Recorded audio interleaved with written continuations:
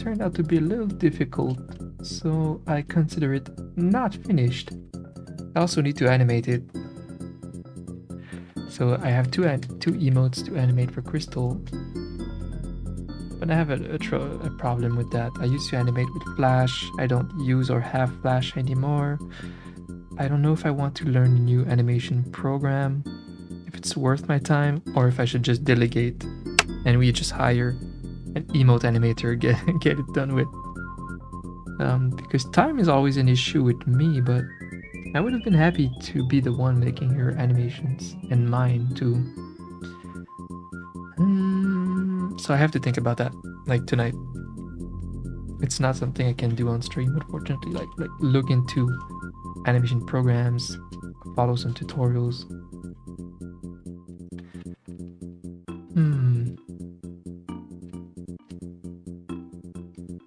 Yeah. One of the programs that is considered still like a top 10 for 2D animation is Adobe Animate, which is kind of an updated version of Adobe Flash, a program that I'm already familiar with. But it's Adobe, and Adobe is expensive.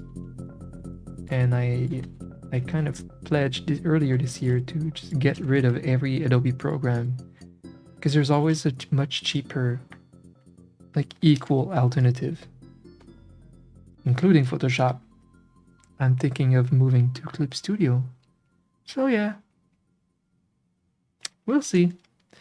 So unfortunately I can't animate today on stream. I need to figure this out. But I could polish this emote first. I could sketch the next emote for CrystAAHHL. We finally figured out who it's gonna be. It's gonna be Yusuke from Persona 5, and we're gonna make a blind emote with him. Krista blind.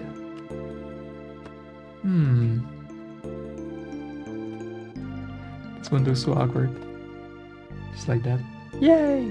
But it turned out to be like an awesome emote, a hype emote animated.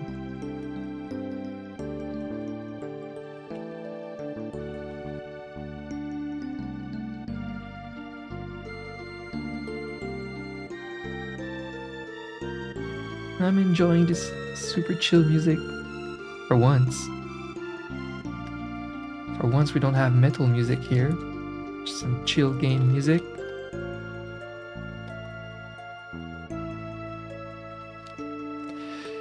Which song is this from again? Chrono Trigger? Chrono Trigger.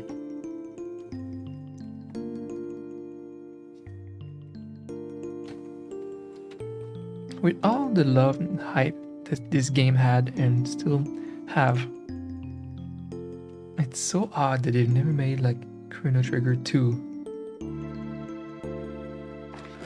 Yeah, but Dom, they made Chrono Cross. It has nothing to do with Chrono Trigger. Different art style, which was a lot. Like, the art style of Chrono Trigger was everything, made by Akira Toriyama, the Dragon Ball artist.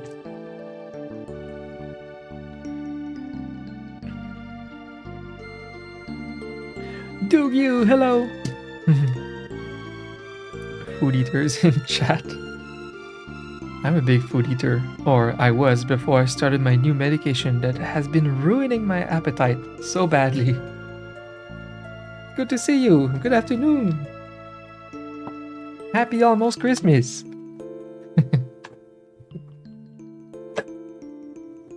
Yeah, it's late.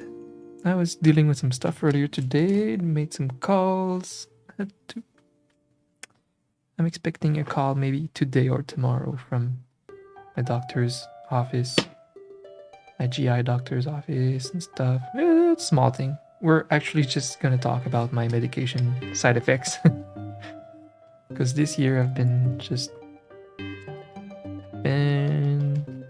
on the quest of finding the proper, well, the medication that has the least side effects for me. Unfortunately, the first two that I tried had pretty severe side effects. It's annoying. I know I have it easy compared to people that are looking for meds to treat mental illnesses or problems like depression and stuff like that. No, obviously it's not that bad. It's a physical treatment. But yeah, like, I don't know, if the side effects become more annoying than the disease itself of Crohn's, for example, then it's a problem. That's the thing with Crohn. It's like, it does damage that I'm not aware of. So, I mean, it could be very painful, but it depends on some people. For me, sometimes I would not feel a thing. And when I started medication to treat it, then I started feeling tons of symptoms and side effects, and sometimes it would ruin my week, my day.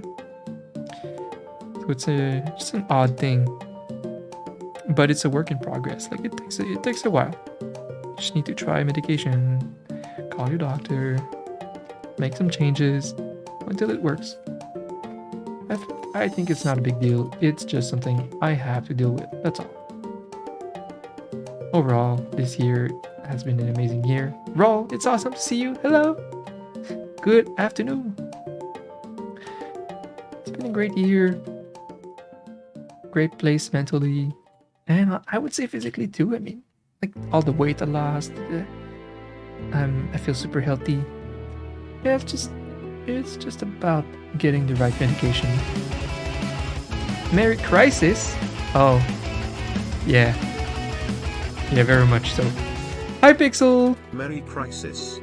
Yeah, we won't get to do our regular Saturday night gaming night this... Yeah, actually, yeah, I even celebrate my only Christmas dinner now.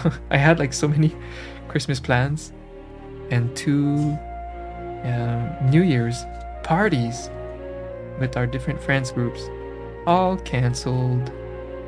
All I have left is a little cozy family dinner with just my close family, with my sister, my parents, Saturday. With my sister's kids, we're gonna exchange some gifts, and we're gonna be honestly very careful. And most people got tested already. We're a very careful family. Like, we have a lot of people in the healthcare field in the family, so we're all very on it. We're on it, and overly careful, which I guess is good. And another thing, I think if we survive that one dinner, I will invite just my 2 parents here, like on the 26th, and cook for them like I planned. Thank you so much, Pixel, for the resub, by the way. Appreciate it so much. 58 months streak. Christmas. Got me comfy. I was just out buying Christmas groceries. It's a madhouse. Oh yeah. I mean, it must be a madhouse just because it's pre-Christmas shopping, not because of COVID reasons.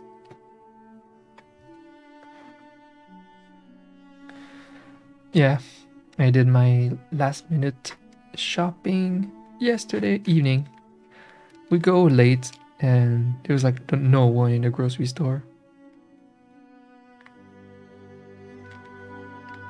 And I was so like paranoid. Like, I was not reading much news about Omicron and the situation here before like 2 days ago. And then it was in everybody's face because, well, the Prime Minister of Quebec was talking about it, and the news, of course. Yeah, it's been terrible around here in, well, I say Quebec. Well, Quebec is the French province that is right next to where I live now, which is it's also my home province. Grew up there, all of my family is there. Right now I just live like, boop, on the outside in Ontario, but it's basically the same. So whatever happens in Quebec impacts us here too, but there's a huge, just peak, a huge peak of cases. It's insane. And we're a nation with like barely any anti-vax. We have some anti-vax people, of course, but like we are all mostly all vaccinated, receiving our booster shots right now. But despite that, Omicron is filling our hospitals. We failed again. So it sucks, and Christmas is cancelled once more. Not as bad as it's not as cancelled as it was last year, and I think it's because they would, but they know people are gonna react really badly. They said after the 26th of December, there's gonna be a mandate that we are all not gathering indoor with more than 6 people. It's a little less bad than last year. Last year it was like absolutely cancelled.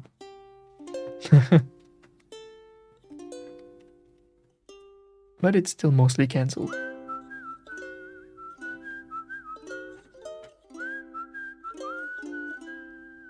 Yeah, I've been trying to keep track of what's going on in your area.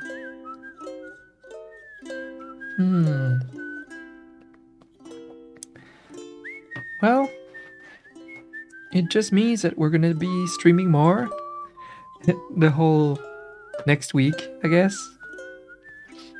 I just have dinners, Saturday and Sunday. That's it.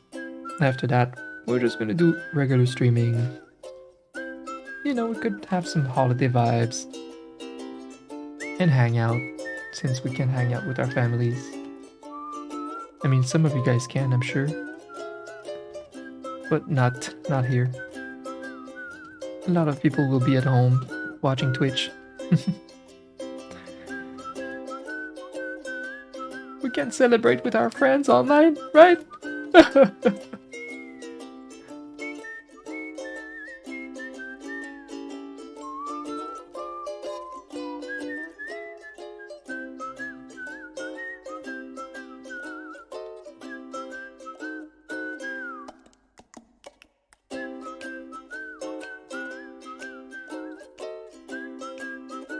Oh, Pixel, you have a little bit of a vacation, right?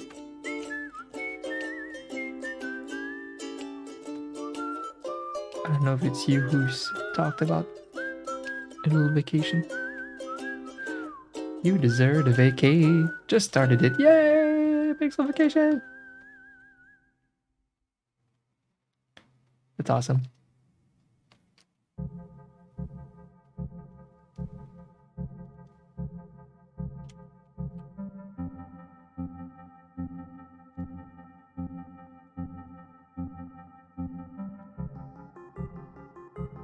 I will welcome my D&D sessions next week, because it's with all of my boys, my local best friends, and we had like these parties organized to finally see each other after like 2 years, and they're all canceled, obviously. So yeah, we're gonna try to make it fun, play D&D, and have a few drinks and celebrate a bit on our own. I mean, from distance. We do what we can.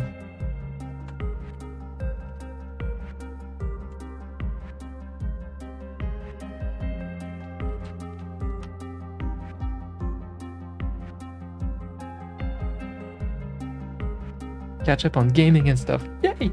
What are you gonna be gaming? What are you gonna play?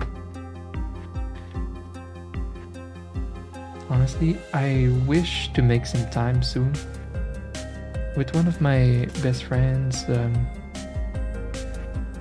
If I can add just one more gaming night per week, I would love to play with him again. Some League of Legends. Been so long, I missed the game, and he offered that, and I was like, whoa, you would actually go back and play League? And he was like, why not? It's fun, we had fun. We're just gonna play casually, ranked, but casually. And I'm like, this sounds so fun. I miss it. I miss just being addicted to a game. God damn, I miss it. It's been years. I have not been a gamer. I've been playing maximum 3 games per year. For the past like 4 years, 5 years. Barely a gamer anymore. I live my gaming love vicariously through other people and by drawing art of game characters. It's a bit sad, but necessary. Obviously, I want to spend those 6 hours a day that I used to spend gaming. I want to spend them while working / getting better at art. It's so much more worth my time. But yeah, like just some game evenings with friends, I think is actually healthy. It's like the opposite of the dangers of game addiction. That would actually be beneficial for mental health if it's done right, you know. Baldur's Gate 3. I hope there will be some kind of an official final release for Baldur's Gate 3. Get some hype from the community so that we can just play it all at the same time.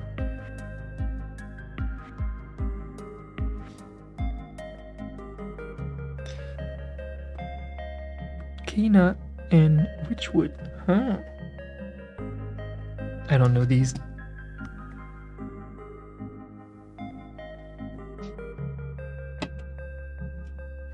Years.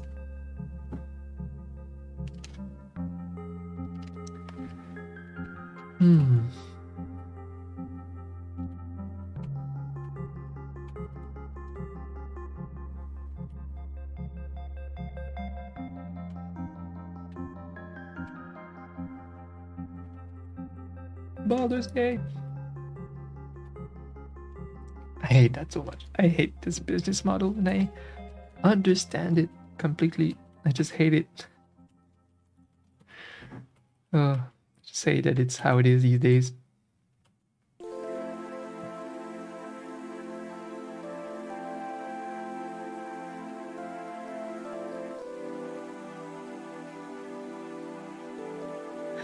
Project Zomboid.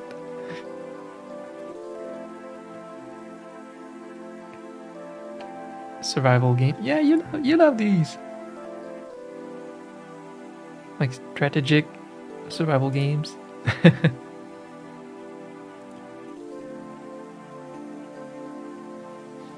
Oh yeah, I miss League of Legends so much.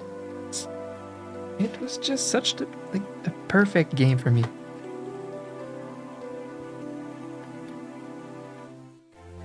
Well, to play competitively, to play online with friends or alone, but yeah, I don't know. It was so good. I miss it. So who knows? I might accept to play it again, but only one night a week, one evening a week with my friend. And not even yet. I still have to have a schedule.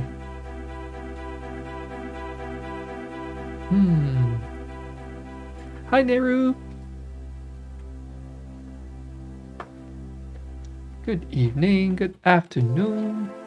Happy pre-Christmas time. Okay, how are we gonna do this?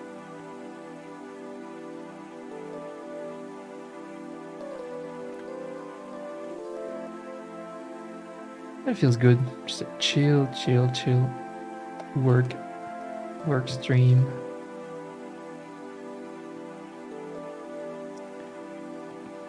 Pixel, I've been so motivated. I repeat this almost every stream, but since you're here, I've been so motivated, and it's such a good feeling. I used to always be like that until life became super stressful for me, and of course throughout all of the legal battle thing too. So since this ended in like January or February, I've been just in living bliss, just stress-free completely. It's been so great mentally, and because of that, my creativity, I don't know if it's my creativity, I don't know, Actually, my motivation came back. My giant passion. It's like every time I work, I have all of these super exciting goals that I want to reach. And like, it's motivating to just clear work. It's just motivation for work. So that once I'm done with work, I can go continue this or that. I'm excited. I still want to eventually work super hard on a serious webtoon, like an actual book type of story. That's my big like passion project, I would say, for the future. And until then, my goal for the foreseeable future, or at least for the next year, is just grow my Etsy store hardcore. I take much less commission from here, and I'll just be blasting my Etsy store until I could maybe live from Etsy, with a lot of drop shipping, items, and listings. Just fill that puppy all year in 2022. Get some financial security from Etsy. And keep making content on YouTube. And practicing a lot. Practicing, studying. So that maybe in a year from now or two, I would feel ready to start my more ambitious like art projects on webtoons, and maybe I would feel good enough. Like, of course, I'd like to reach a certain level with my art before I start those. But the community on webtoon is pretty cool. Like, I see a lot of very popular stories that don't have the most advanced art, but there's some level of quality still in the story, the characters, the production. I love that the community is like very permissive with the skill. But either way,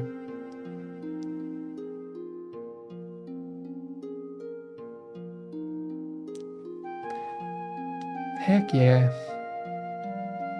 I saw the changes over time this year when my brain just understood that there's nothing to worry about right now in my life. And I got my health under control, no more lawsuit, and I'm in a safe place with my work. And it's such a good place to be. Like, things are good right now, and I just have exciting goals after that. That's just the perfect spot. You just work towards your exciting goals while being in a nice place. Love it. And yeah, I think because of that stress-free situation, my brain has been so creative and motivated. I want to draw more and more. I follow like tons of artists on Twitter, and I save the pieces that inspire me the most and categorize them. And I'm exploring a lot with style so that eventually I find my voice.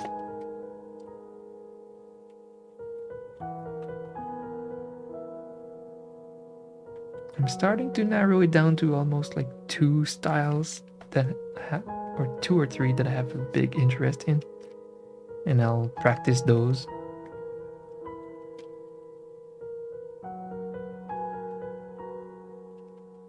But yeah, feeling like myself again, basically. I always had the big drive, big motivation for things, for projects. I like looking forward and have ambitions, and I'm feeling myself like that again. It's great. Yay!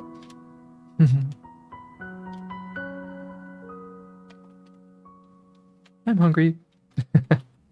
Just started my stream. I'm hungry. the fuck?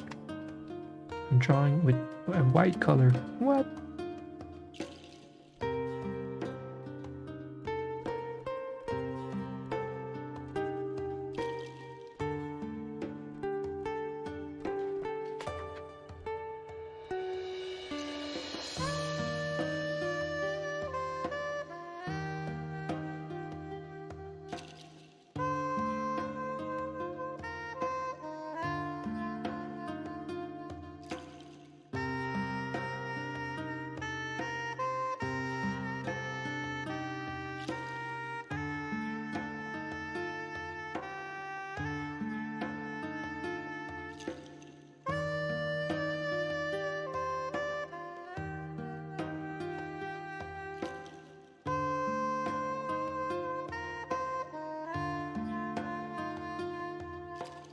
Yeah, so I won't really have any.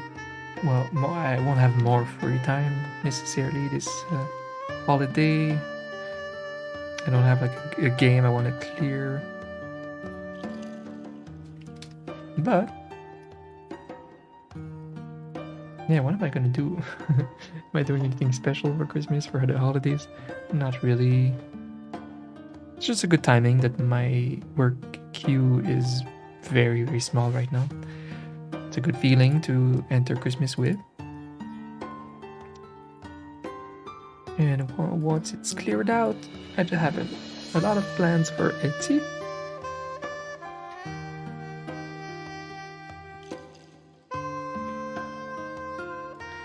And YouTube.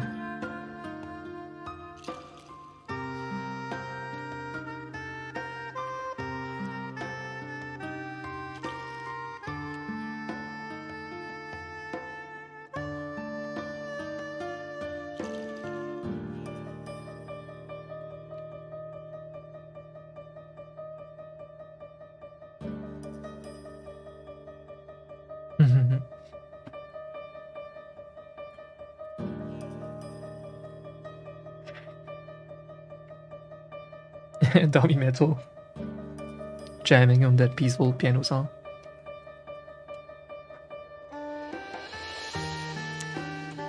We wanted to make a baking stream since every year I make a giant batch of amazing cookies of my favorite recipe and I distribute it as gift to my parents and sister.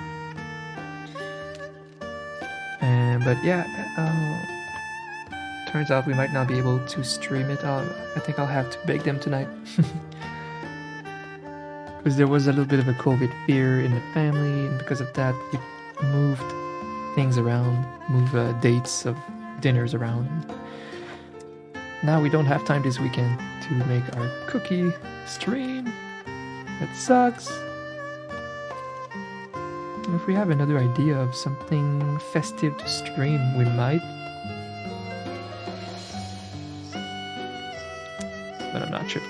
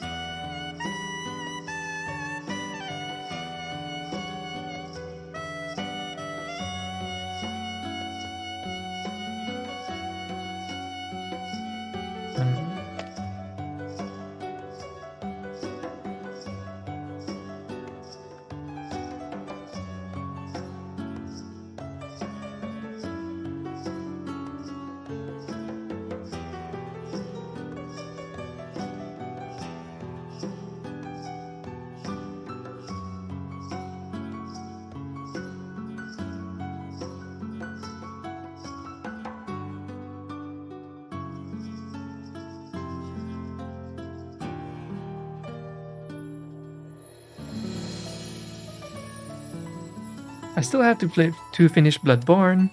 There's no rush, of course, because it's my last Souls game to finish, and Elden Ring comes out in like 2 months, so no rush there. But we left at a very interesting place and an amazing boss in the DLC Bloodborne, the famous Ludwig boss. Really, really, really badass boss. can't wait to do that. That is one thing I might do next week. I could leave like 2 streams to just game, continue the DLC. Since work is in a chill place right now anyway, I think gaming would be fun during the holidays.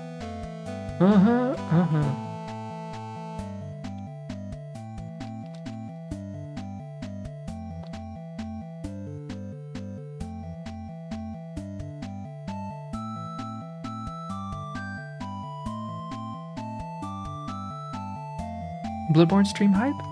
Yeah, I should plan that for next week. I want to see. Let's check my queue right now. 1 emote for CrystAAHHL, 3 for me, and then 2 sets of 4 emotes for 2 clients. But they wouldn't care if I game a little bit next week. Come on.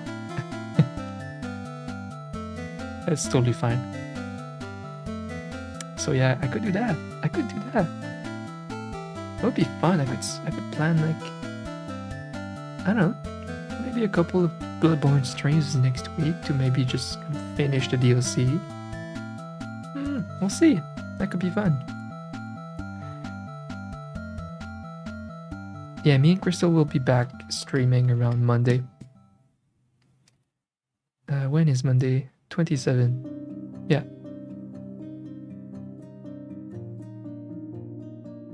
Yeah, we're busy 25, 26, and then Monday we'll be most likely streaming. Oh, we were supposed to have a big family dinner with my uncle, who's an amazing chef, by the way. I love him. Not because he's a famous, a great chef, but he's a great person too. Anyway, he says he's still going to cook his turkey and everything, and the cake and the whole thing, and deliver it to us, to like me and my mom. So on the 28th, I will have a special delivery of my uncle's amazing food. Hey, that's not bad. That's pretty cool.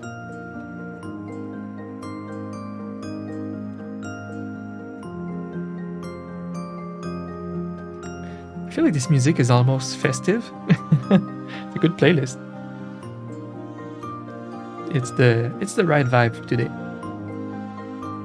And it's proof that I don't only want to listen to metal all the time. Hi Justin! Having a great day, thank you. How are you? Hope you two have a wonderful Christmas together. Thank you so much. You know what? Hopefully, I'm pretty sure I'll be streaming tomorrow. There is no reason why not. Should be streaming tomorrow unless I just don't feel good physically because of my meds or whatever. Should be streaming tomorrow too. So that's fun. But I know some of you will have some family dinners tomorrow.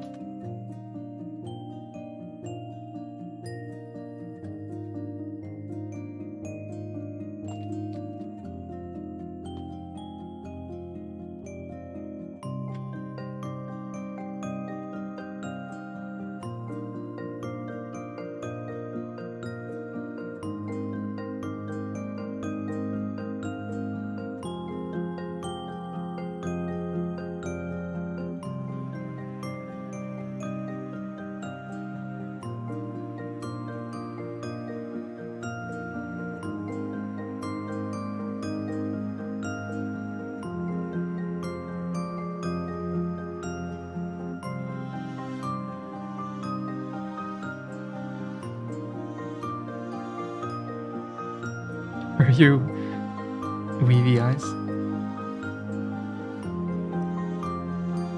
Yeah, maybe you should get a little power nap. The winter game level.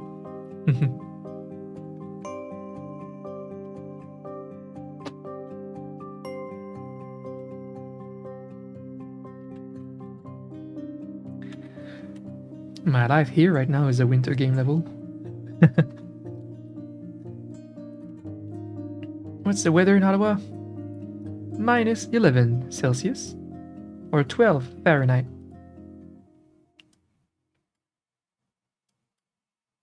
Oh, that's a good day to walk outside though. Honestly, the cold is not as annoying or damaging when you go outside than the wind. The wind is the biggest factor that determines if you should take a walk or not, or go do some winter sports. Like 3 kilometers per hour is so good that you wouldn't really feel the cold if it's not like spraying in your face with the wind. If you're well dressed.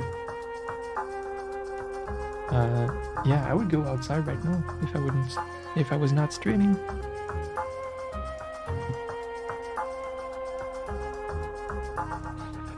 Oh, we're supposed to introduce Crystal to skiing this year.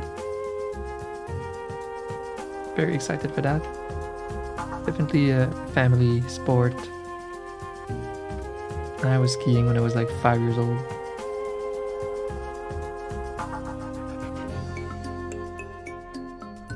Not just that, but it definitely holds some of my very best memories of my life. Skiing is absolutely magical.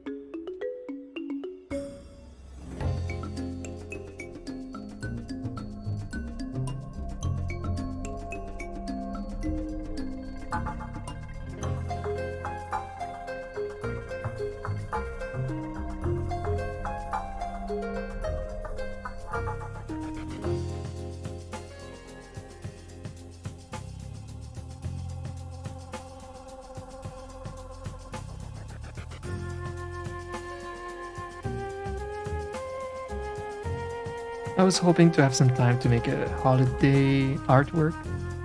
Unfortunately, I was slow as frick the past 2 weeks. Oh my god. I think I lacked motivation for work. For Eugenia's commission, I wanted so badly to do a good batch for her. And I was like so not motivated for it specifically. Totally happy with the results, but yeah, it took me so long. Had a few off days too. So sadly, don't really have time for cool Christmas artwork.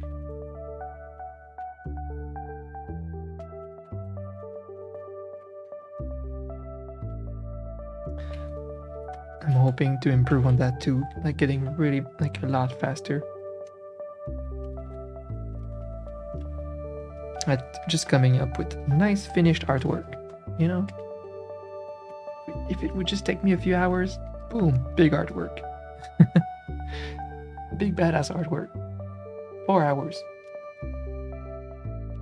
That's a goal.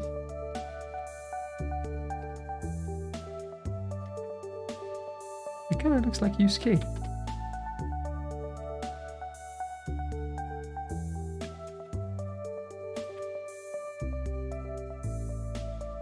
Finishing your work.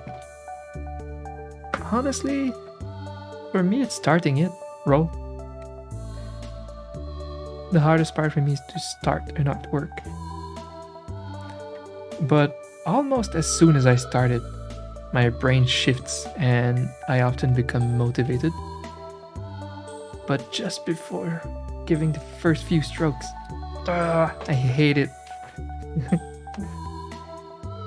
It's like I think that it's gonna be such a drag sometimes. It's just being a perfectionist, the lack of confidence into what I'm about to draw. I always feel not good enough for what I draw. So I have to give it a lot of effort for it to come out alright. But yeah, sometimes I end up just immediately feeling more motivated, feeling in control. Well, oh, I explained that recently. I've been feeling more and more in control. Like I'm getting there slowly. And I love that feeling so much. There's nothing better than being able to express what you have in mind with a bit more ease. That takes, it will take a lot more practice, but that's the goal. That's the goal. Feeling more in control will make drawing less of a drag. I know it because that's exactly how it went when I learned guitar, piano, drums, same thing. It's such a drag at first. And once you start getting good at it, it's amazing. And I'm not saying I'm there yet with my art. I'm saying I'm starting to feel it. I'm starting to feel I start drawing and I have some control. And that's a good feeling. Pixel. Very slow. Very slow.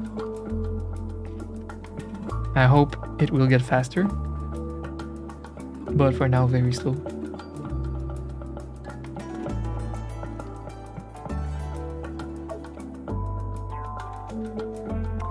I'm still watching a couple of things. Some Sam does art and stuff like that. But yeah, very slow with the class, unfortunately.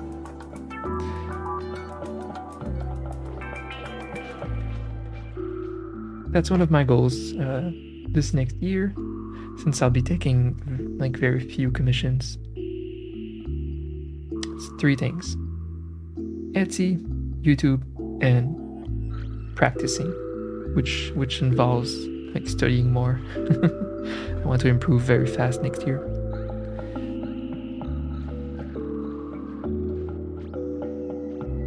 And there's a point where I would like to add, like I talked about earlier this year.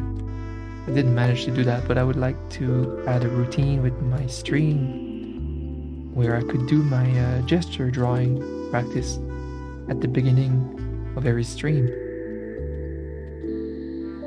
Because that's something I have to do.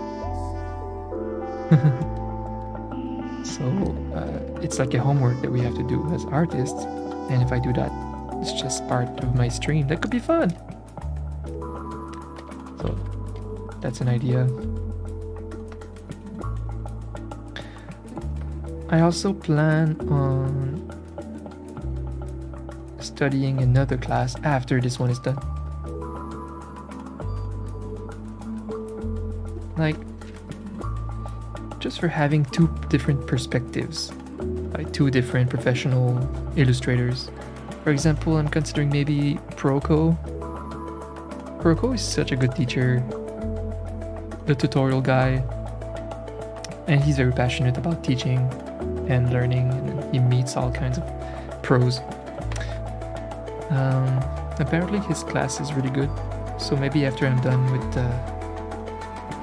Marc Brunet's class, I would just immediately do the same thing, a full class again with that other teacher. They all have different ways of teaching. They all had different teachers. They, have a different perspective, different experience, even though they're in the same field. And I think that's valuable. And I'm not the fastest learner, so just like going through school twice, I think will be valuable. And throughout all of that, and after that, I'll just be forever practicing, gesture drawing and stuff like that, and exploring a lot with my artworks.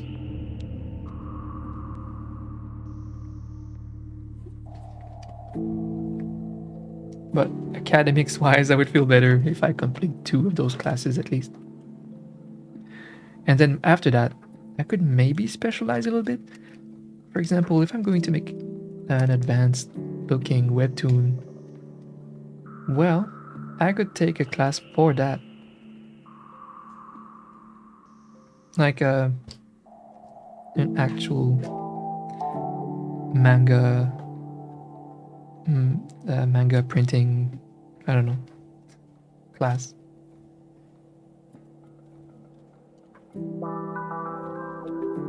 For people that make comics and stuff.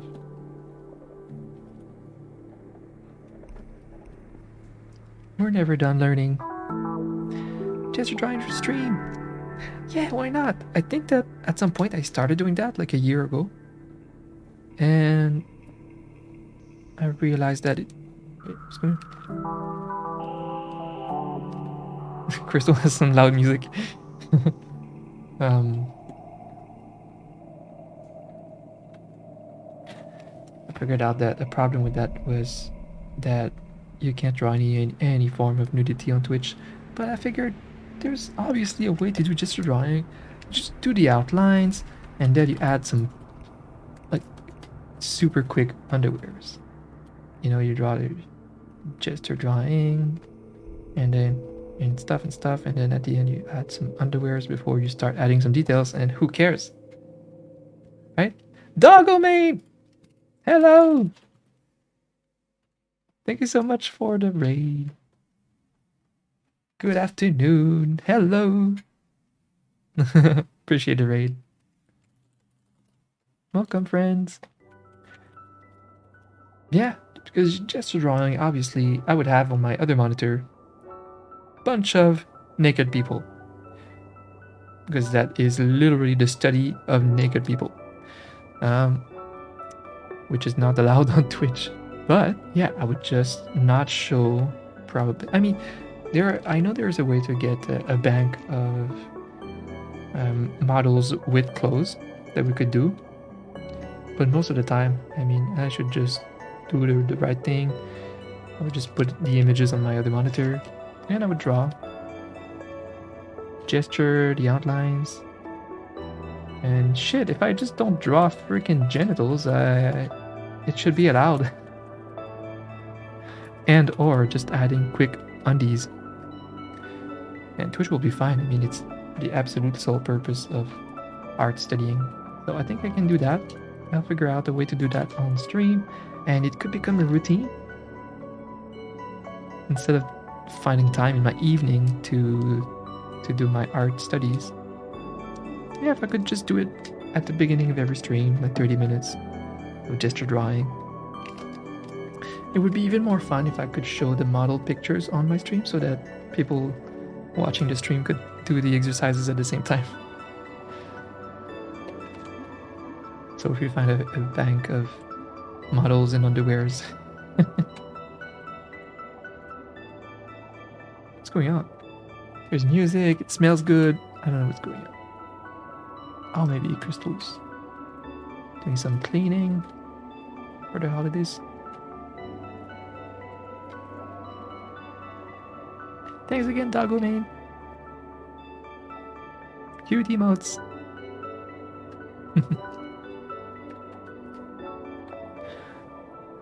I have not been concentrating on this at all.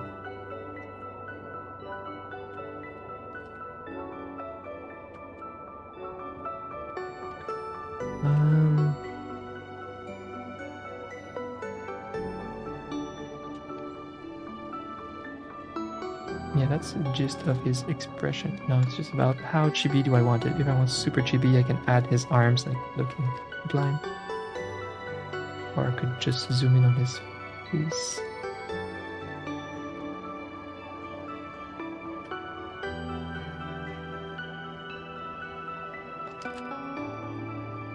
Actually,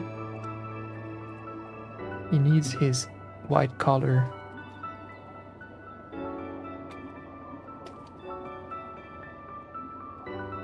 The design. It's something that defines him.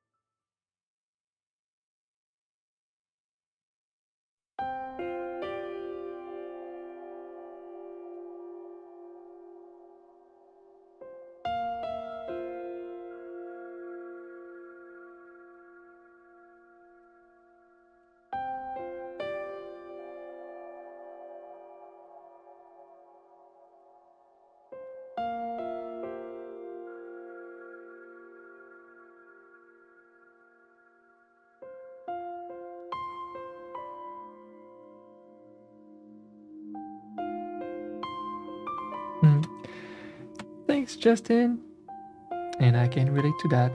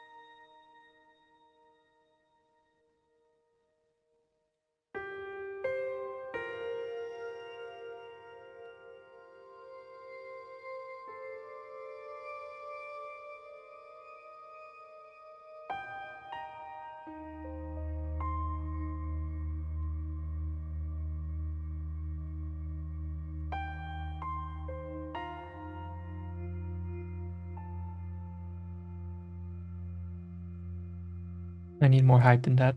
I do. Even if it's relaxing music.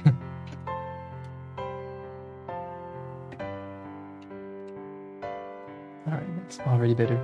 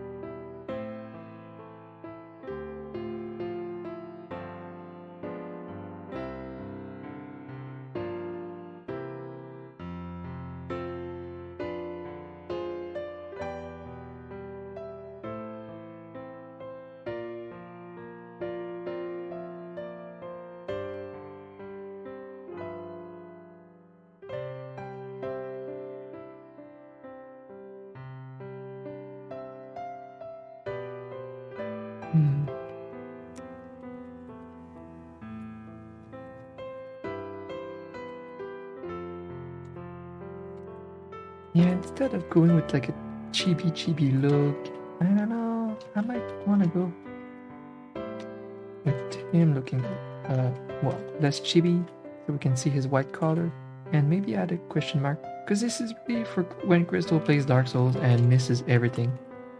So the little confusion look with the question mark might help accentuate that.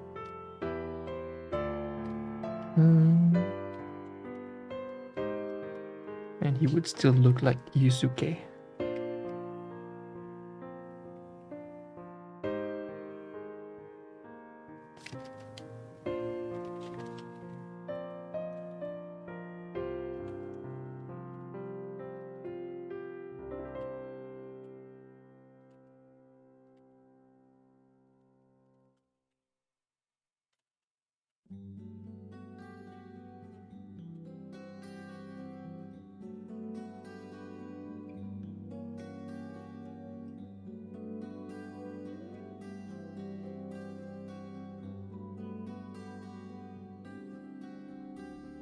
I'm gonna ask Crystal while taking a mini coffee break.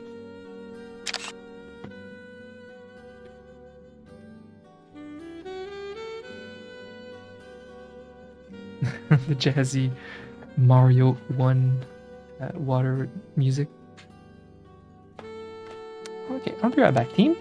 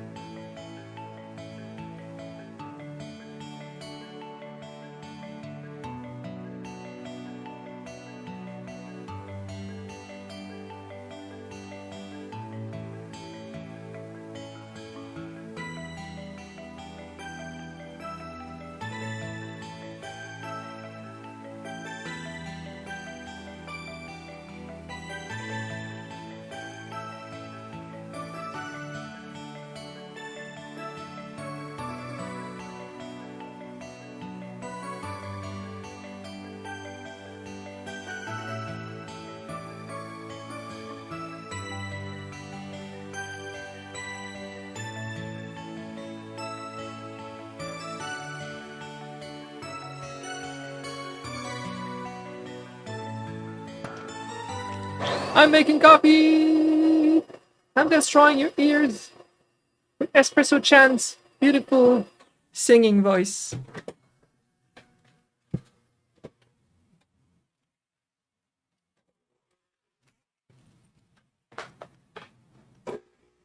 Still forgot, I need to set up my cameras again. I don't have my coffee cam, and I can't even shut my own camera. Like, I have nothing to close my camera. Oops!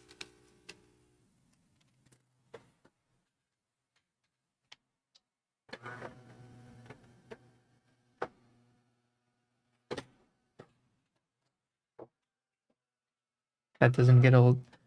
The beautiful shot doesn't get old. Look at this nice crema. Okay. Hi, Snow Cone. Where's my music?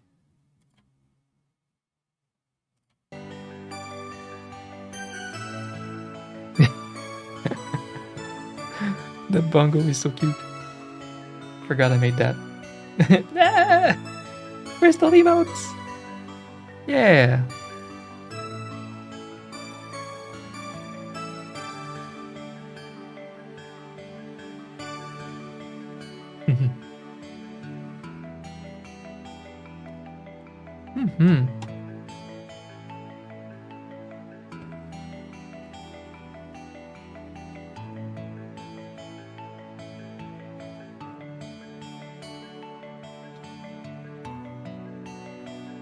Perfect. It's been decided.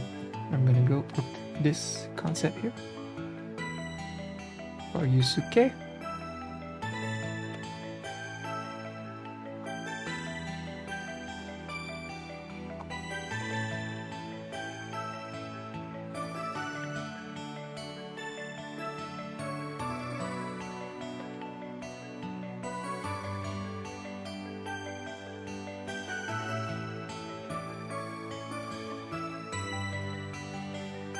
Oh. Finally, we're gonna have Krista blind.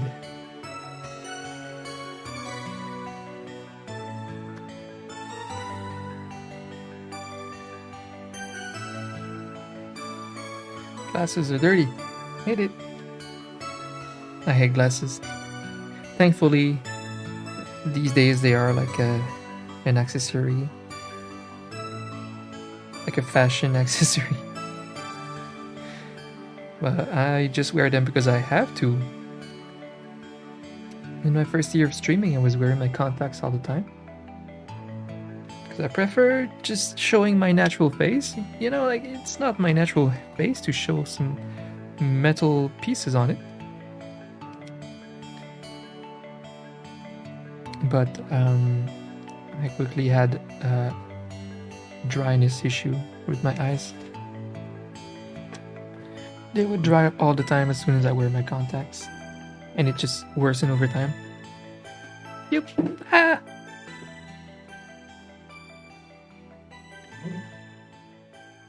So, when I go to TwitchCon or parties or just going out, I will often wear my contacts.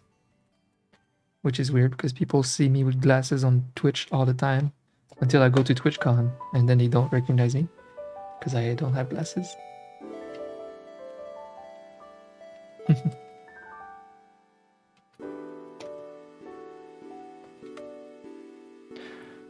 So how are we gonna recognize? Well, yeah.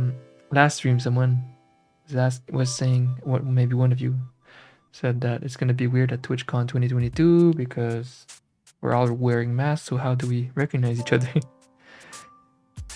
But it reminds me that even with masks, it won't really make a difference because it's a classic and a meme now that to recognize each other, we always read our tags.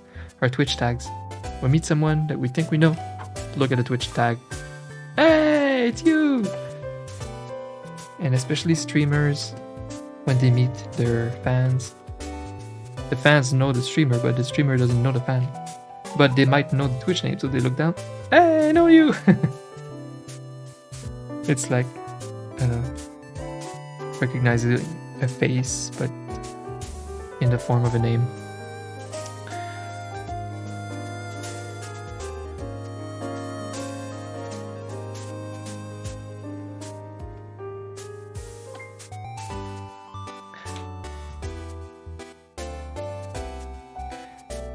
Yes, that is true. Like, we associate personalities and we do create memories with people on the internet. You know, it's just that to recognize them publicly, we can't. We need their name first. But as soon as you recognize their Twitch name, you remember all of your memories that you have with them and what you know about them and their personality and how you connect to each other. So you quickly, I don't know how to put it, but you quickly become familiar with them. The same as you were familiar, like, in a chat room or something. That's pretty interesting. So So it's like you really know the person, except that it's just odd because it's like they have a new face on them that you've never seen before. But you know the person. So usually you can get familiar pretty quickly. You get over the weird new face thing pretty fast.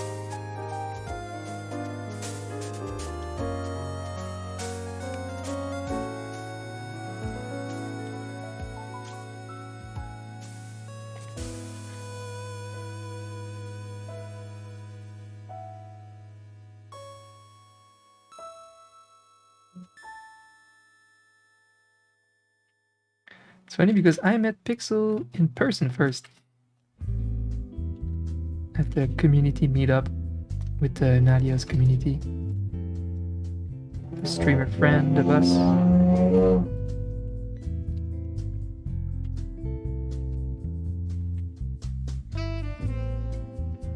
Metal Gear Solid. Let's go.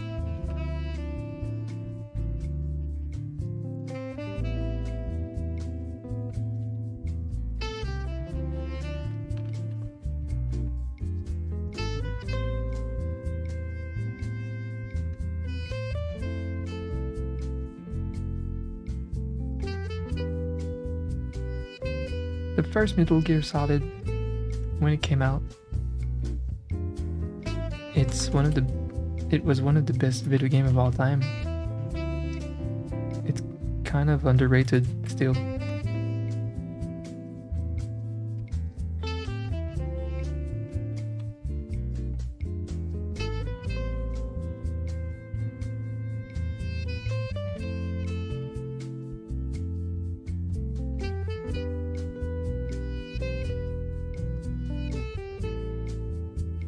Back then, I was subscribed to some PlayStation magazines, and every month they would come out with a demo CD, and that was so fun. That was really the only way at the time to try new games or to see new games, and that's how we would get a feel of if a game sounds fun. And it's crazy because there's no other way. By just looking at the synopsis of Metal Gear, that I would have been attracted to this kind of game. I don't see myself just liking like infiltration. I don't even know how to describe Metal Gear. Spy infiltration type of thing.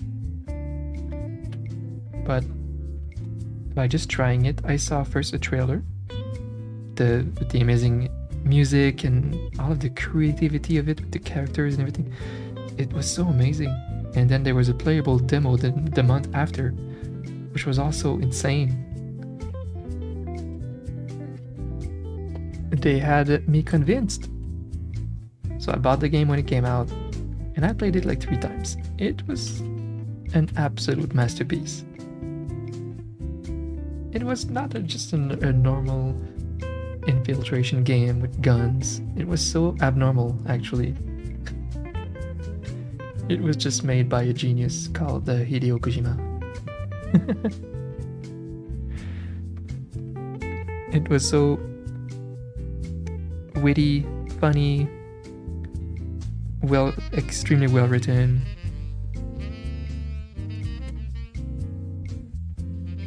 Super creative.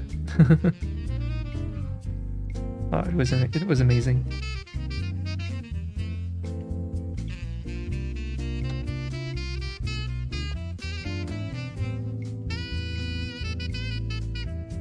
So creative. And both the gameplay and the story were amazing. So it just had everything. What people don't know is it's actually from NES games, like 8-bit games. They had 8-bit and like an 8-bit trilogy.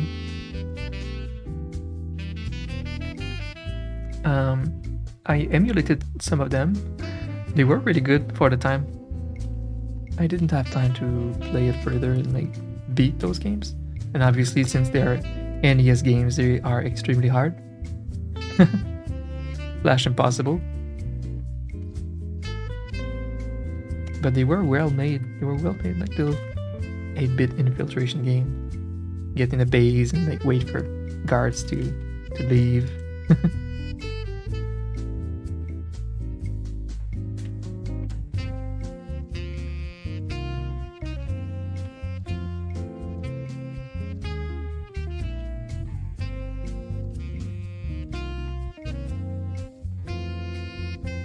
But Hideo Kojima had a vision, and yeah, he made an absolute masterpiece.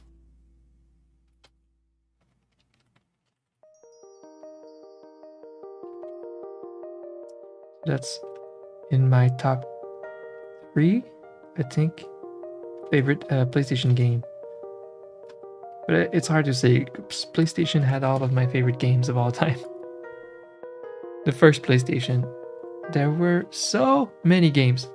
So many amazing games. It's just insane. Because obviously, there's Final Fantasy VII. So making a top 3 would be so hard. Metal Gear Solid. Well, even if you just Google PlayStation 1 best games, Metal Gear Solid comes out as the second one. Boom. Boom. I'm not kidding. Yeah, FF7. Metal Gear Solid. Castlevania Symphony of the Night, arguably the best Castlevania game of all time. Tekken 3. This list is great, actually. Wow. Because Tekken 3 was an era. It was a whole era. It was so good. We were all playing it. It was amazing.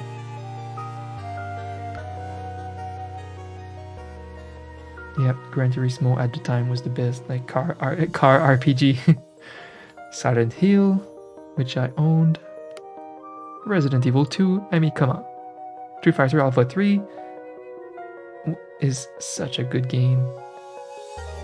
It's the more like classic style of Street Fighter, not the ones with air combos and everything. The one that has Akuma and everything. So good.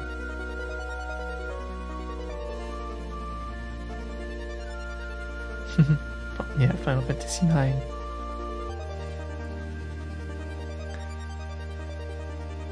Damn, I played most of these. This game, Parasite Eve, is in my top most underrated game of all time. And Xenogears. It used to be in my top 2 favorite RPG of all time. Until it was always FF7 and then Xenogear. And at some point with Xenogear on top, and then 7 came back on top. 7 is still on top over Xenogears. And for me, personally, there's Final Fantasy Tactics in my top 3 RPG of all time. But I know it's a very personal thing. My experience with Final Tactics was very cherishable. You know, it's a game I played countless hours and played it twice or 3 times, and it was such a fantastic RPG.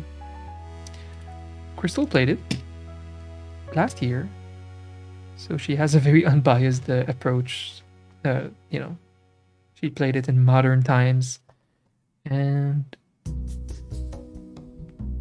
her only bad critic was that the ending seemed rushed in the development, and now looking back, it kind of makes sense. I guess, yeah, maybe the last arc was a bit like rushed.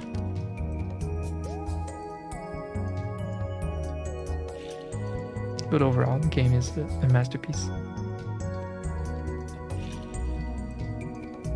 Chrono Trigger. Yeah, Super Nintendo. You saw it on... Oh, maybe there was a port.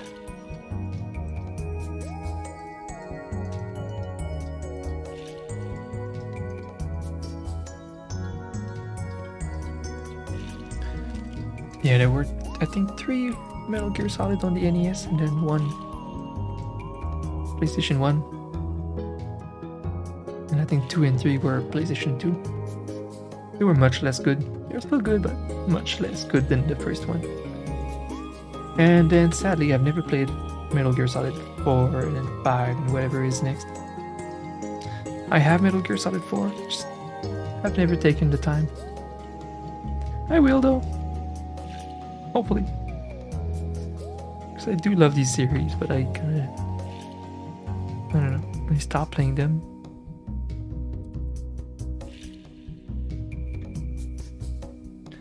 Right, I need to go steal a question mark from one of my older emotes.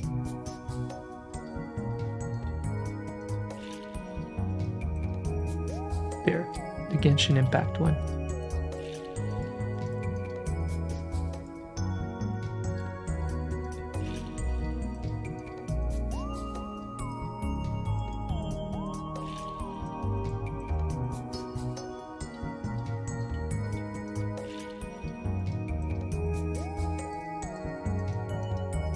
These are good emotes that I made for Genshin Impact.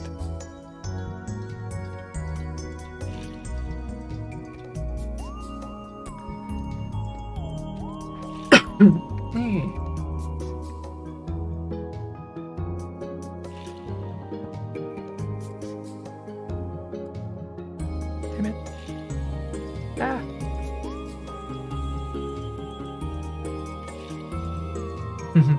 My favorite NES game?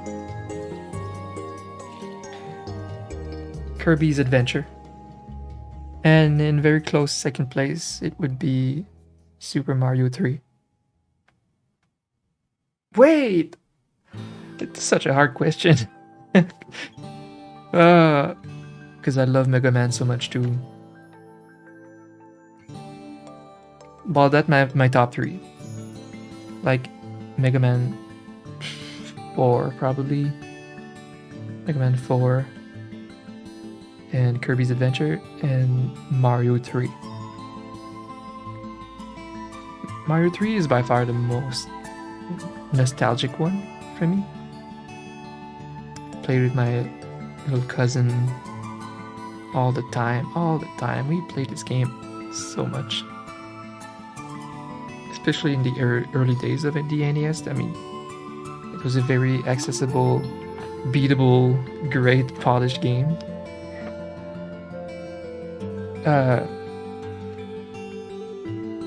And Kirby's Adventure came so late. It came when Zelda: A Link to the Past was already out. Like it was such a late installment, but such an amazing game. Even when compared to Super Nintendo games, it was just that good. Kirby's Adventure is a super polished game.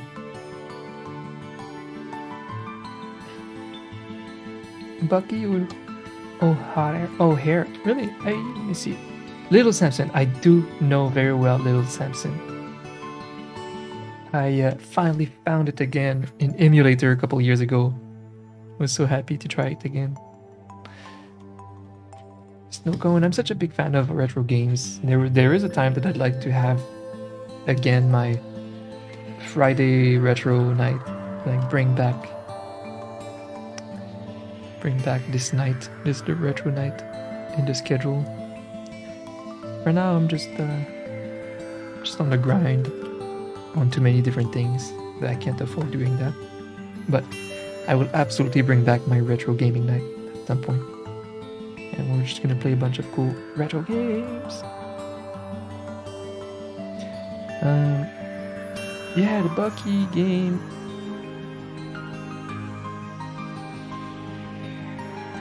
I don't think I played that. I want like a demo.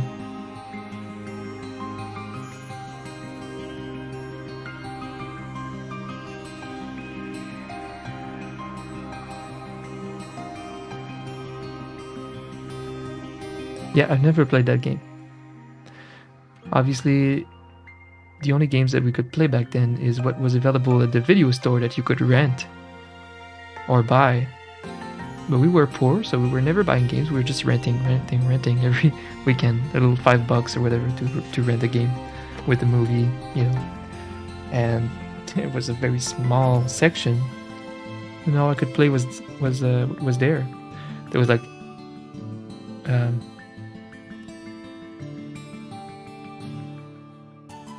DuckTales, the Batman game, the freaking Batman game. I always got stuck at the exact same place. I played it again last year, I think, and I was like, oh my god, I'm so much better now. I'm getting so far in this game. Until I reached a place that I did not remember that I was getting at and always got stuck. It's like an impossible spot in this stupid game. It's so impossible. There's a platforming thing that's just impossible. It's so stupid. Fuck this game. Fuck these games where you get just completely blocked at some point. Hey man of cheese, one punch! Yeah! One punch shirt.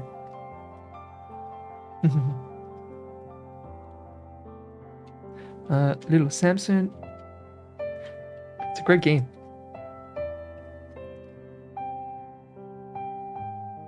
Like, I enjoyed games like that where you could choose a different character back then.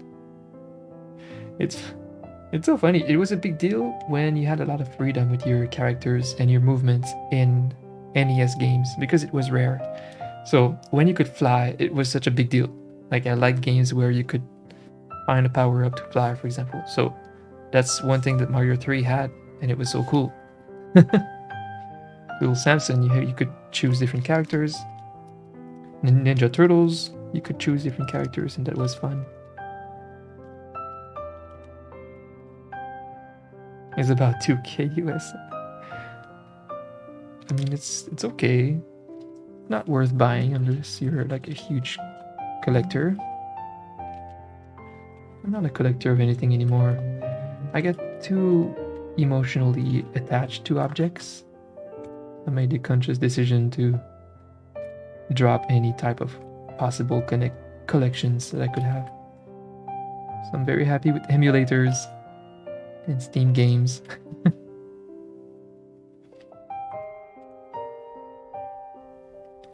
But I keep what I already have, obviously, because I have the original Metal Gear Solid, the original Dark Souls, the original Final Fantasy VII. I'll keep that forever.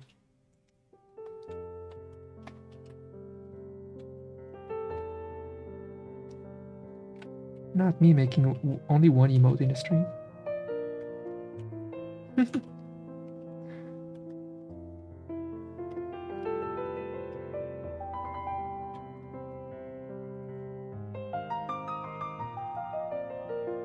Stealing this. Boop. Wait, oh shit.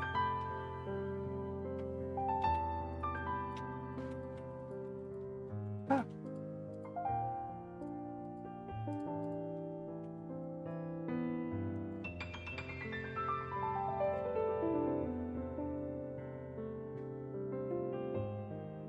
You're gonna head off, take a nap. Alright, Justin. See you maybe later. You always say like goodbye for the day and then you come back an hour later, Justin.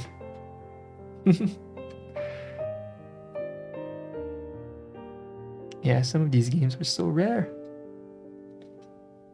It's such an odd thing. I always felt like it's weird the way video games work and have to work. It's that they eventually are discontinued. It feels like it shouldn't be like that. It's so weird. We have to... It's discontinued product. You have to leave them to the past. They are meant to eventually not be purchasable ever again, even on eBay. Like, it's so weird. Thankfully now they often, well, some titles get ported to modern consoles.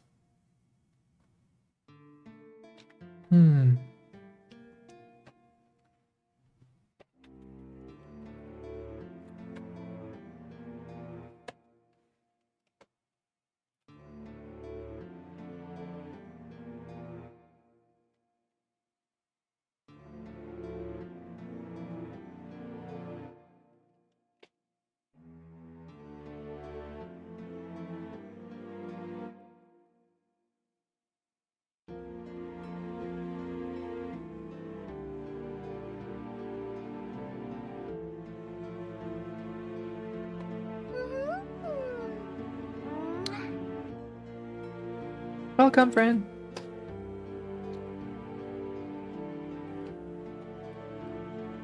And that's Yusuke's color. I won't make it as dark as in the game. You want some popping colors?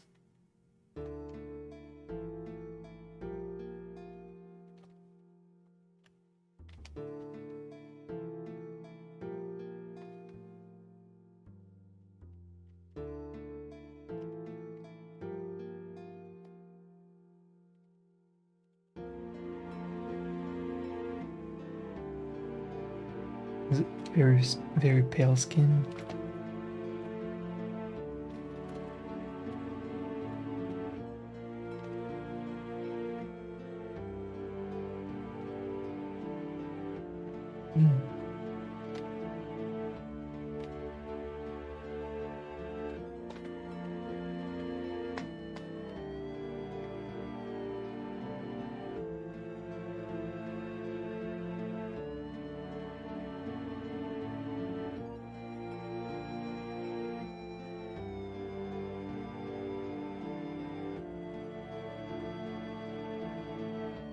Are you a collectioner of games, Snowcone?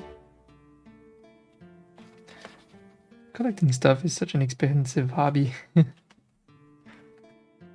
Especially if you're trying to get some mint condition, like retro game. It's pretty insane. Alright, what should be the color of his bandana?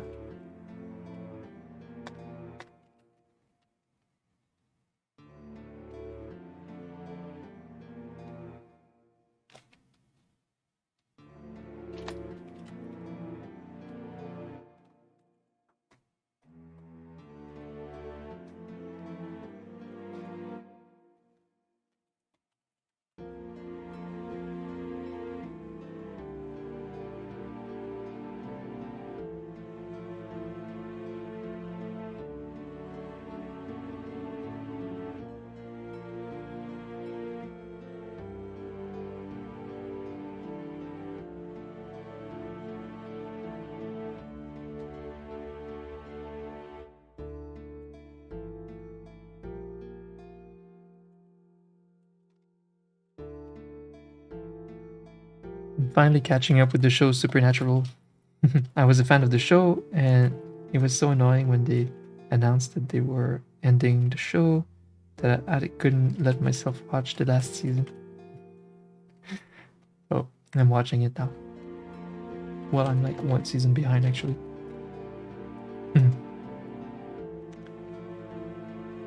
I love this cast and the crew that worked on Supernatural.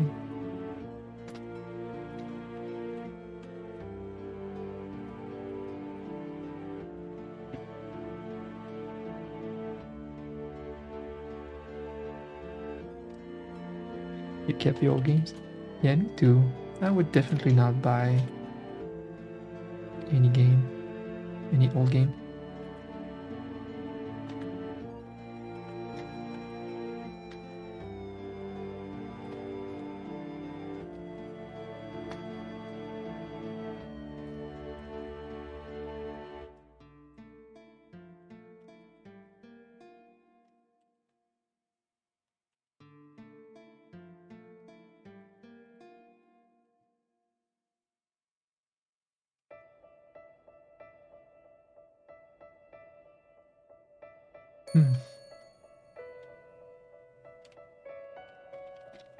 All right.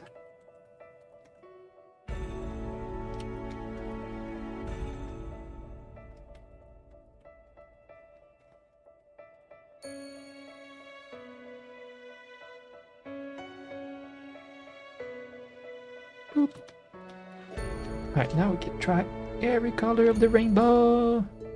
Yeah. Right, it should be an animation. A GIF. Alright. Maybe some purple.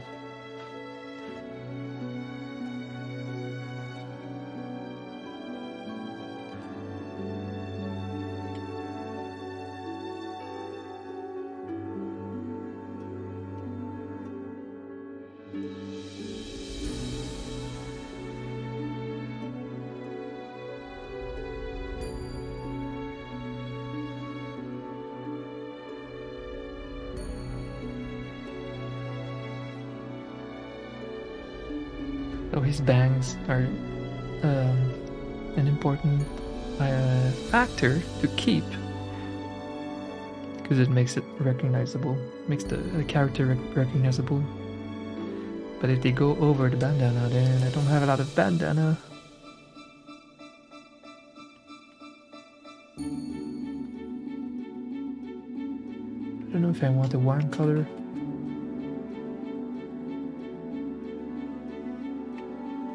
Yep.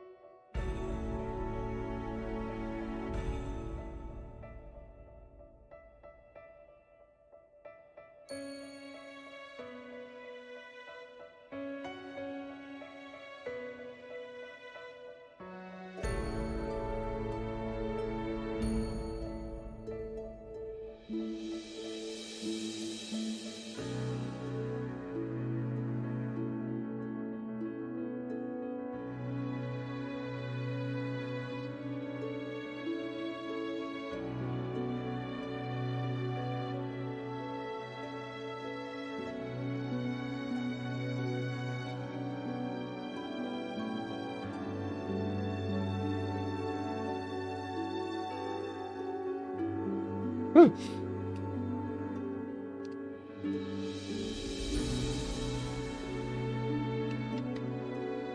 Alright, which bandana is better?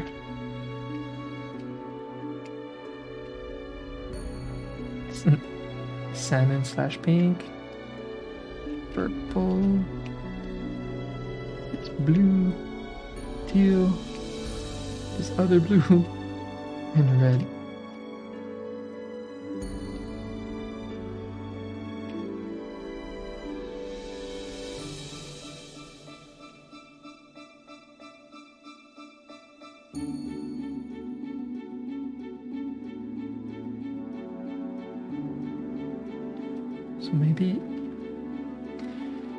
So maybe a softer purple.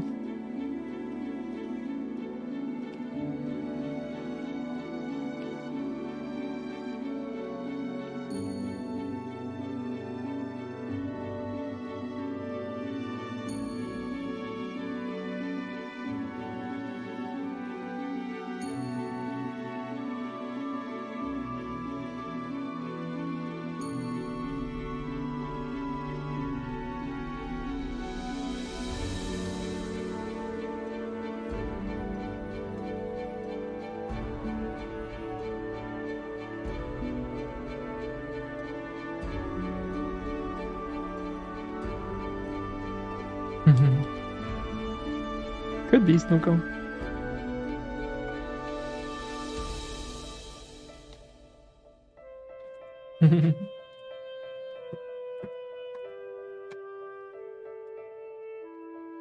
Definitely could work.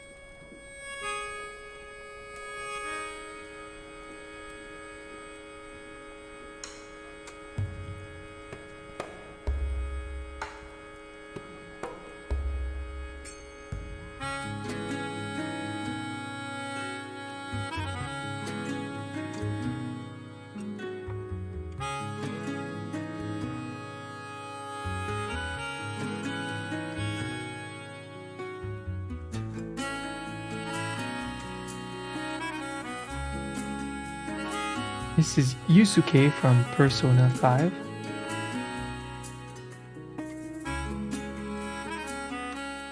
Just looking for the color of bandana that I would like. I think my top 3 is maybe this color, or this blue, or this blue.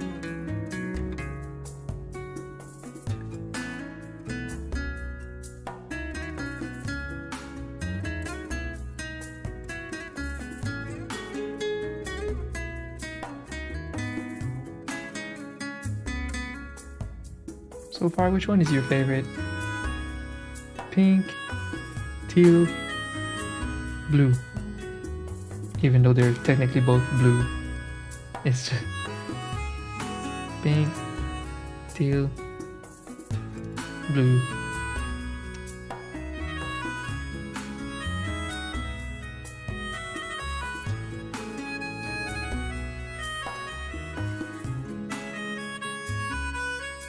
Oh wait, didn't I have a purple too?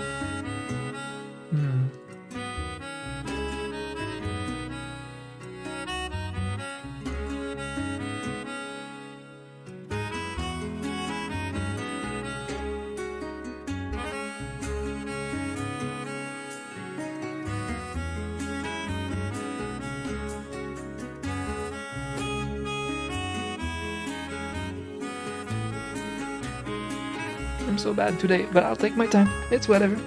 I'm chilling. I'm chilling.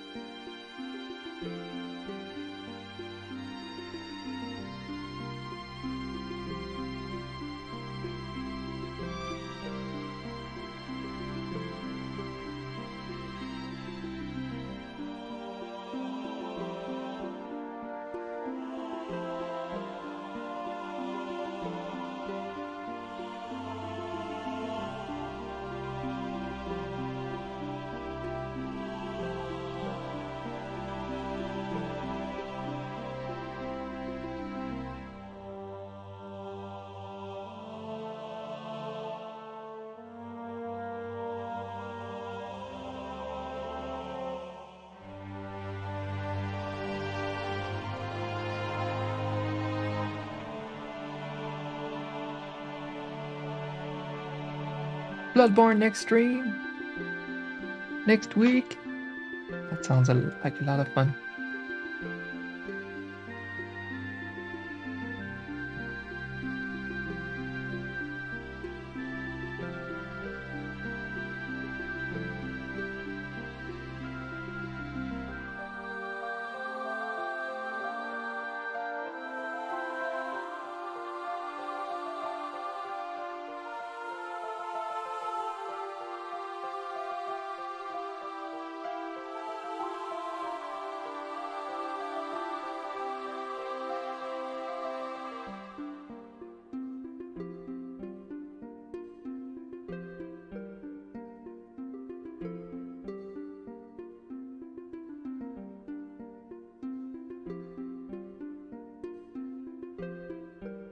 Yeah, I really want to continue the DLC. I love Bloodborne so much.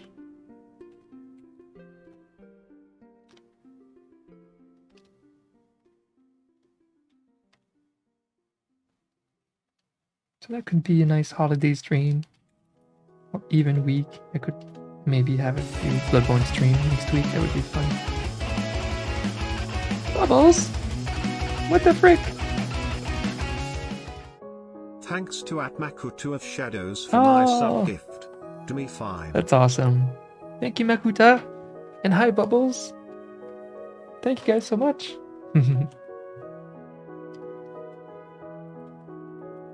So good to see you, Bubbles. Good evening. And happy holiday times.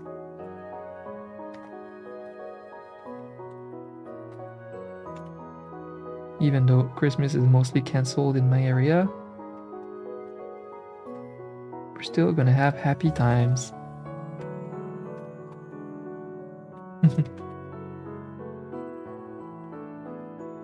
But that's what's important.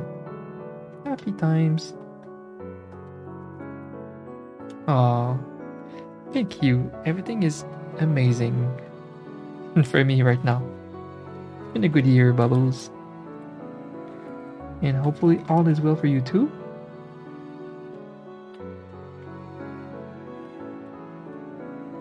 Been a good quiet year for me. Like a nice stress-free year for once.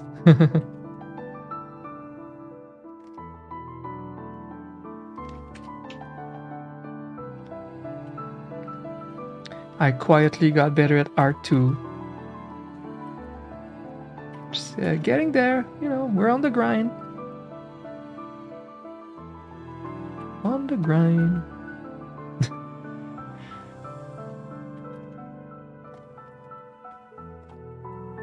With the sunglasses.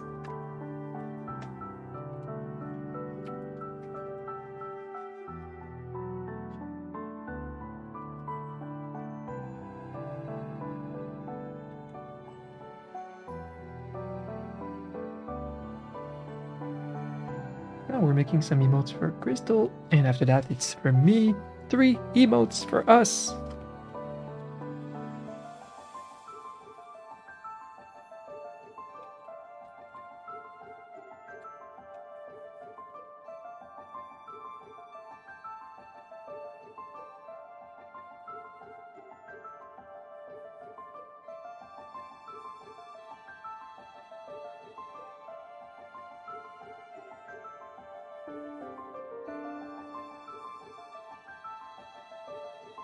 Finally, 3 new emotes for my channel.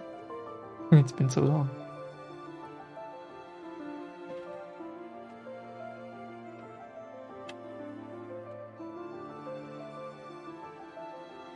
Crystal is doing even more fantastic than me.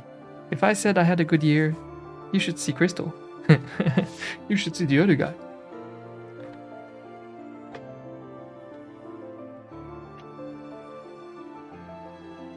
Yeah, Crystal is popping off so much. This year her business doubled or tripled and she's not done. She's far from peaking.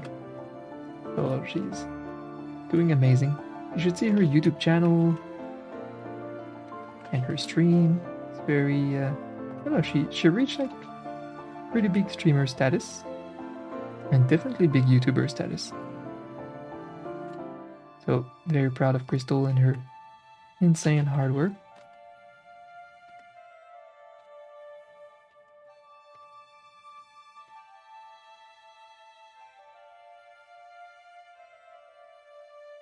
Oh, and she's been playing all of the Dark Souls lately. That's what's been going on. She's in Dark Souls 2. She played Demon Souls and Dark Souls 1 so far.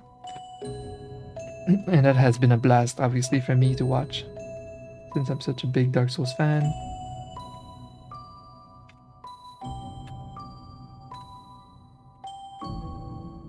So she's gonna be playing Elden Ring on launch like me. Both of us. I'm a bigger fan than she is.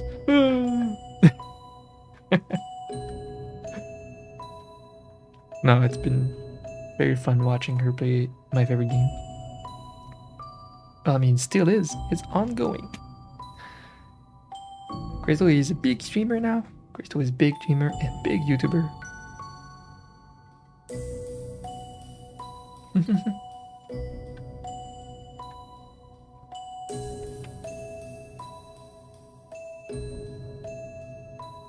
And it's been really fun. Like, I'm starting to spend more time with her community. The way we say it is I'm part of the CrystAAHHL now a little bit more, you know? I like that her chat is aware of me. And we just, yeah, been more fun hanging out on her stream a bit more. And on her vlogs on YouTube. I'm starting to work a little more with CrystAAHHL in that sense.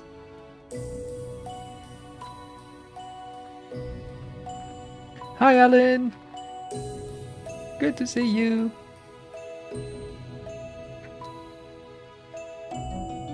That's right! CrystAAHHL's emotes right now. Oh, thank you Alan.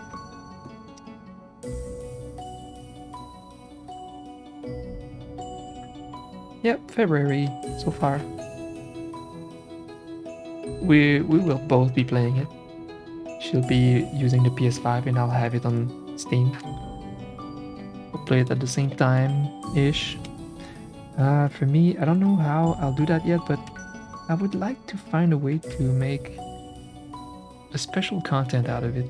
Like gaming and art together and milk it in some kind of YouTube series. I can't afford for now like dedicating like a series or YouTube channel for gaming, even though I could do that, right? Like anybody could, and of course I could and would totally make some game content and grow with that on YouTube with highlights and stuff, but I do want to focus on my art and my art content until it will make me successful on YouTube, because I would love that. I would love that very much. But the thing is, I'm still a gamer and I love the content creation of gaming. Like, I love streaming.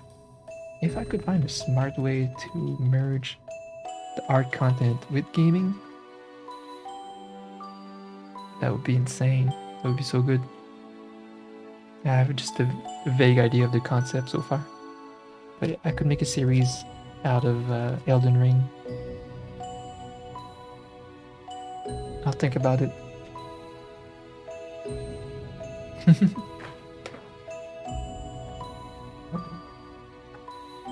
But I do want to make a lot of fan art of Elden Ring. I want to make it a thing for me on YouTube. But the question is, am I gonna add some game footage, content, or highlights in some way with that content? Anyway, so I might be playing the game at different pace because of that. I might spend a lot of streams drawing those artworks. The initial idea is whenever I would reach a boss fight or a cool character in the lore, the next stream I would draw it, I would make it fan art and post it everywhere. So I could do that for the whole game, for example. That could be interesting. But trying to find a way to make it interesting for my, like, in the form of YouTube series too.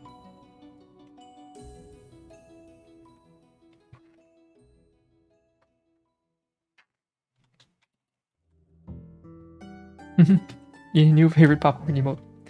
Yeah, we need to animate it, and I need to animate mine too.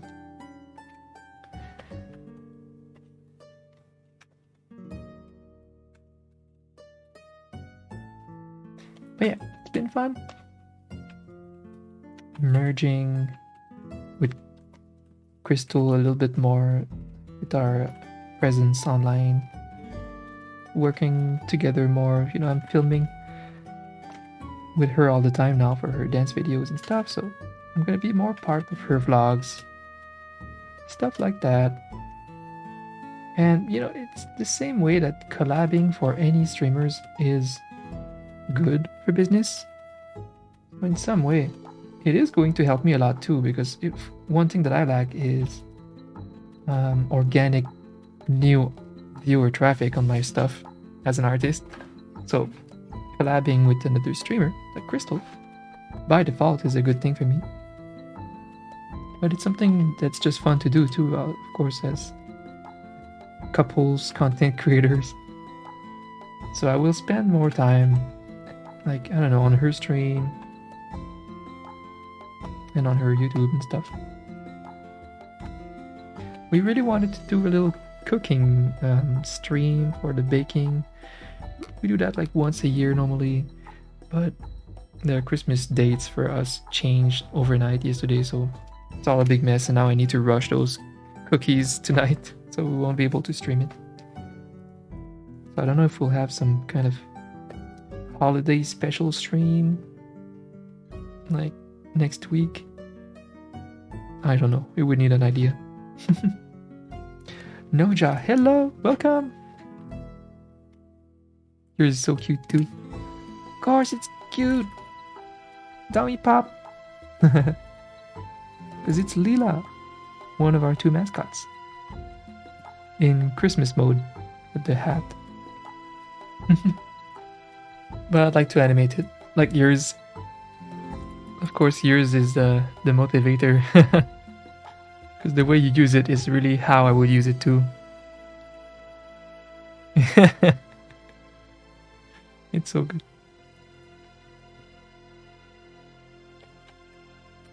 Yeah, it's a good idea to animate the popcorn emote. I still have some free spots in my animation slot, so yeah.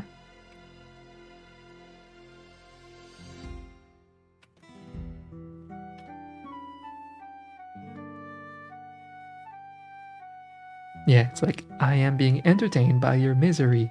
Nom nom nom. I love that.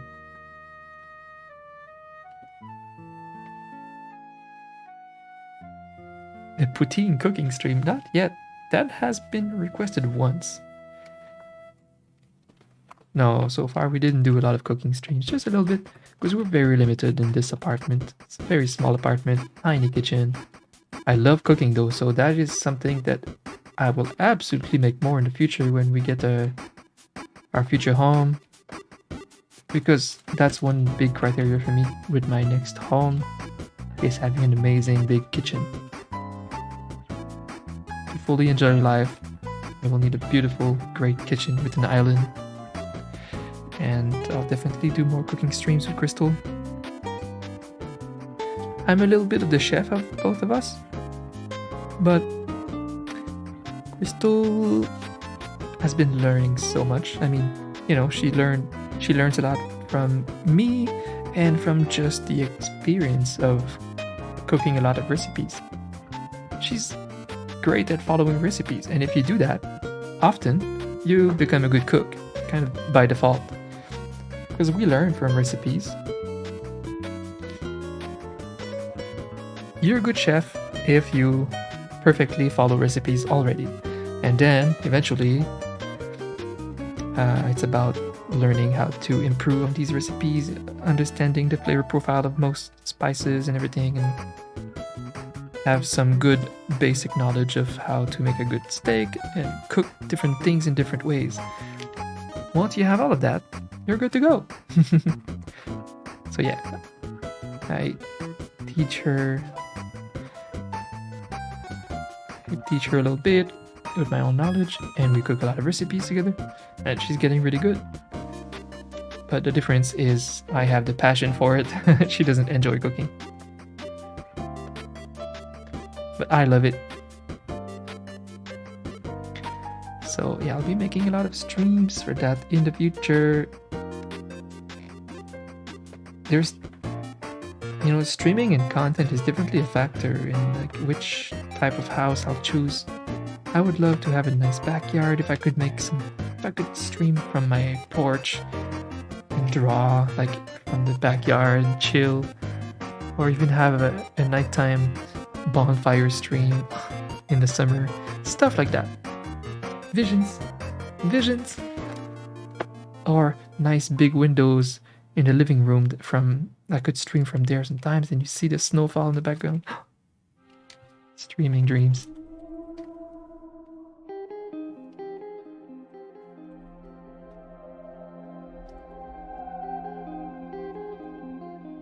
But yeah, so far I cooked only cookies and my favorite pad thai homemade recipe. My famous pad thai. I will make that for my parents like Sunday. They love my pad thai.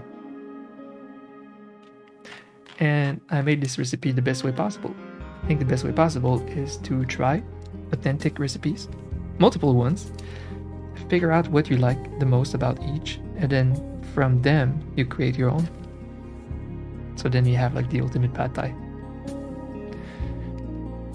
And you gotta make your own sauce too.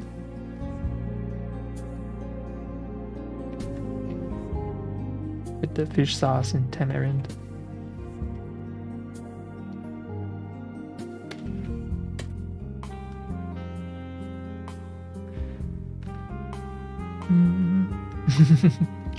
Here we have a lot of little emotes like that, like Dummy Surgeon for when I reach the phase. Ooh.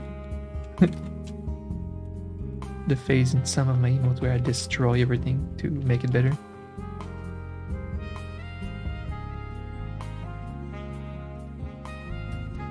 Hey, we haven't cooked a lot of things on stream. Yep, pad thai and a few different cookie recipes. Pretty much.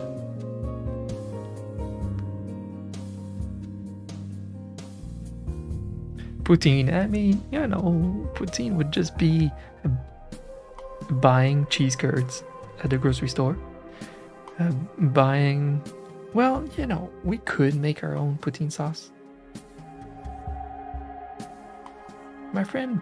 My other chef of a friend, makes really good homemade poutine sauces when he gets a leftover of some dishes. For example, I don't know if it was with like, I don't know, with some carcass of some meat. He would kind of make a broth and then reduce it to make a sauce out of it. It's like high level stuff. But you can just buy some poutine sauce at the grocery store from different brands. And yeah, ultimately I would make my own fries for sure. But if you're lazy, you can also just buy some good fries out there. Some pre-cut fries. Put that shit in the oven. So it's pretty basic to make a poutine actually. A part of me dreams to have a deep fryer, but that would be so evil to have. That is like, are you willing to spend a couple bucks to remove 10 years of your life, but live happily until then? A deep fryer. The fries that you could make with a deep fryer. Because the next best thing obviously is what we do with the oven. With, you know, my homemade fries. I'll buy potatoes. I'll make my homemade fries, keeping the skin on, of course. Love that. I put them in a bowl, put some oil,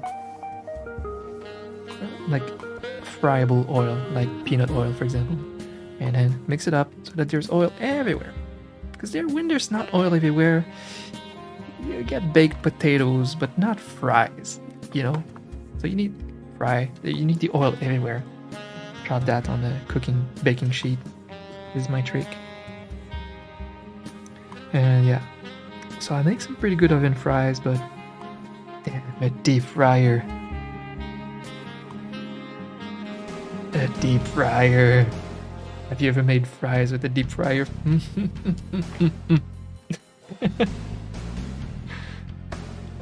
It's hard to beat. But it's so bad. It's when you make real fries that you realize how bad fries are for your health. Which is why it's not always a good thing to buy a deep fryer, because it's so much more healthier to make oven baked fries, and they are still good. So there's that.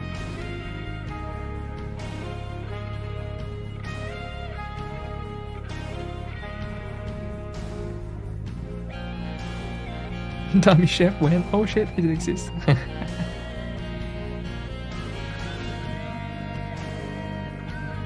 I don't think cheese curds exist where I live. Is there a good replacement? Yeah, that's the thing. It seems to be something very almost Canadian. It's a thing here. We, in French, we also call it like this squeaky or squeak cheese because of the little squeaky sounds that it makes when you chew on it. It's a very squeaky cheese. And it's great. It's a very creamy, good cheese. And that's what we always use. That is the most constant ingredient in poutine, is the cheese curds. Because every poutine place, every diner here will have different fries and different poutine sauce. A lot of them are great, but it's nice that they're all different. So everybody has a different idea of which is the best poutine in Quebec, for example, the capital of poutine. People will have like a similar top 2, 3, maybe in Montreal, for example, but I don't know, it really depends a lot.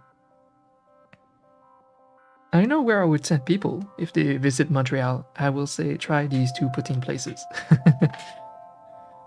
Or like a classic, real poutine experience. You go to these famous places, very traditional, and you'll get something very classic, like 3 ingredients. You're not supposed to get more than toppings than the classic 3 ingredients until you're experienced with poutine, I guess. Because most people will still get the classic one, 3 ingredients. You don't elevate it. It doesn't need to be elevated. But for variety, at some point, you can add other toppings on it, like onions, mushrooms, bacon. So for your question, can you replace the cheese curds? Not to get an authentic poutine, but you know, you can still make a poutine at home and replace it by cheddar. You can shred your cheddar and get the next best thing, I guess.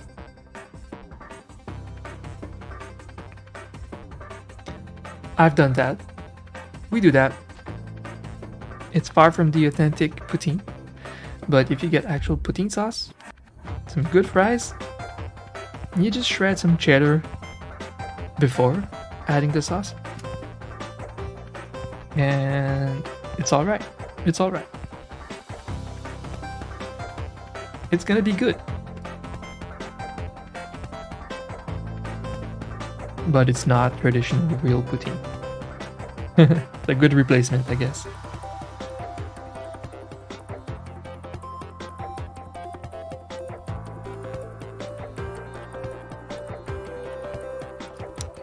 I'm gonna have my last espresso of the day while I read chat.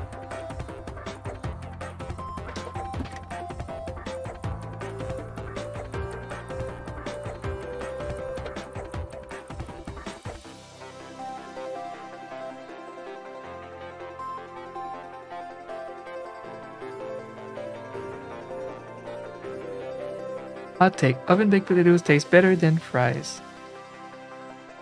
with the right herbs. I can agree, but they're basically pretty much 2 different dishes at this point, you know?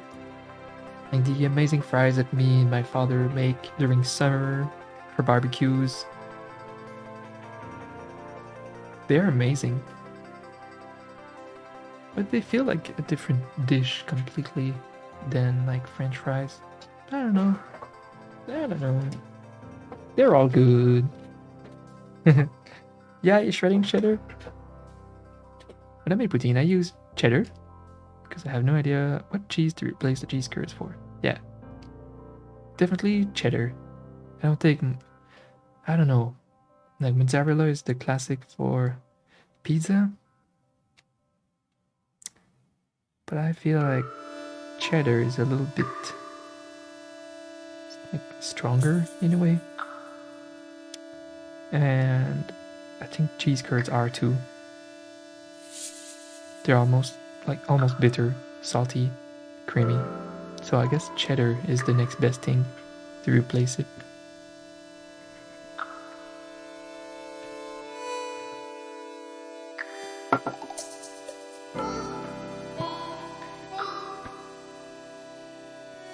My content.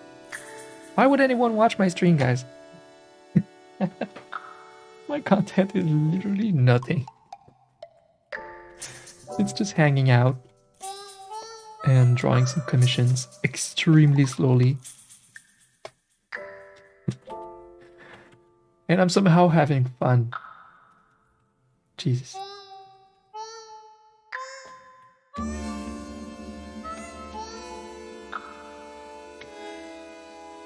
Hanging out and chilling. Yeah. Fun.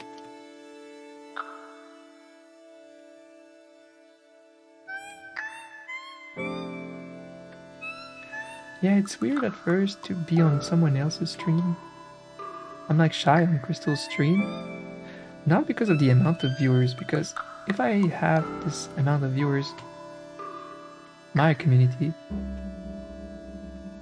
or someone's raid even, it's not as bad because this is my show, is my thing. But on Crystal's stream, it's like people are not there to see me. So it's odd to take some space. Crystal stream with a lot of people watching. But the more I do it, the more I'm part of the Crystaverse. The more people expect me to exist in that space. So yeah, it's been more and more fun. Because then I know a lot more of you now that I've been hanging out there a little bit more in Crystal's community. And yeah, the more I'll do it, the more fun it will be.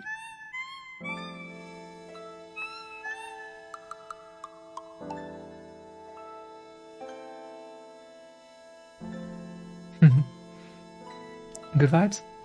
Thank you.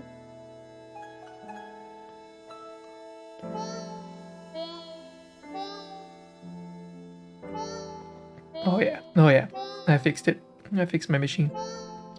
Had some issue the other day, and I had to redial everything. And I think this is it. The perfect espresso. I wanted to fix it on time for my dad, because I made him like an amazing latte last time, and we kept talking up my coffee machine. And I wanted to be able to make something just as good when I invite them over Sunday. But we're good now. My dad is like me. He loves refined things. Good wine, scotch, microbrewery beer, and good coffee.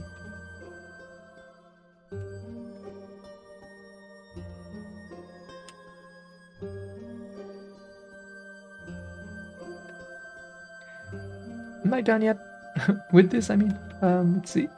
I just wanted to zoom in some more. Get some more clarity. Boom.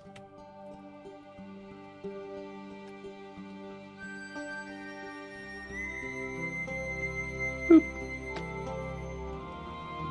It's pretty clear.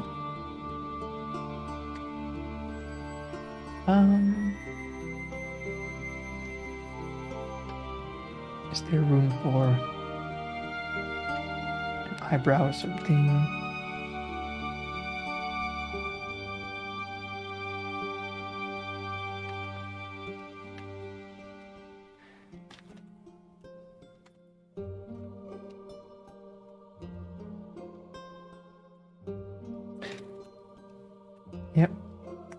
think I'm starting to officially plan a Bloodborne stream for my next stream.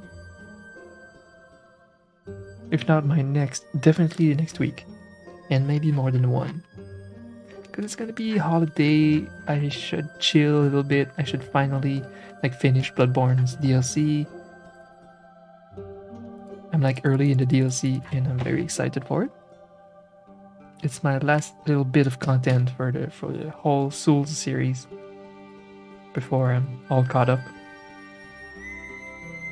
If I have time next year, I might start from scratch. Replay all of them with a different class.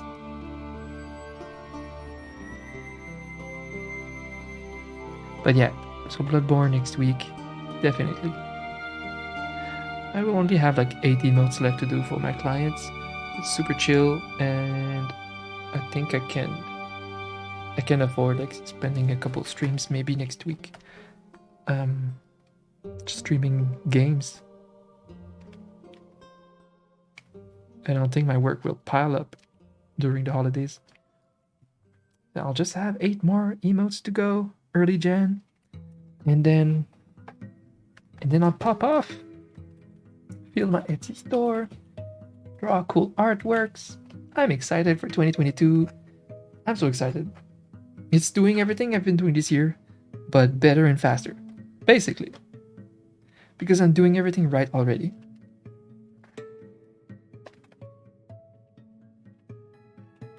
And I'll just keep improving.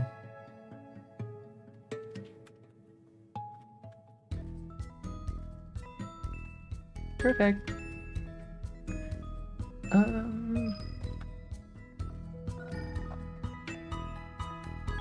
Playing it yourself. Second playthrough. Wow. Yeah, it's funny because I was kind of baited, trolled into going NG Plus before going into the DLC. And I ended up agreeing with myself to replay the game a second time because there was such a gap between my playthrough and when I got back into it a couple of months ago that I was happy to just replay it NG Plus with a guide to do some quests and stuff, and I discovered a bunch of things like whole maps that I completely missed in my first playthrough. And going faster like that and going through the lore, I don't know, it got me like closer to the game in nice ways. It was a lot of fun and fast to replay until I was finally able to reach the DLC. So now I'm playing the DLC for the first time, but in NG+.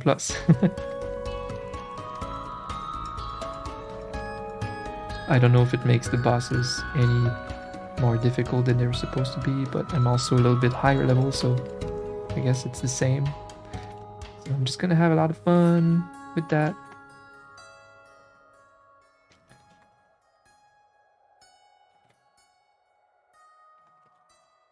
So probably Monday or Tuesday max. Bloodborne 3.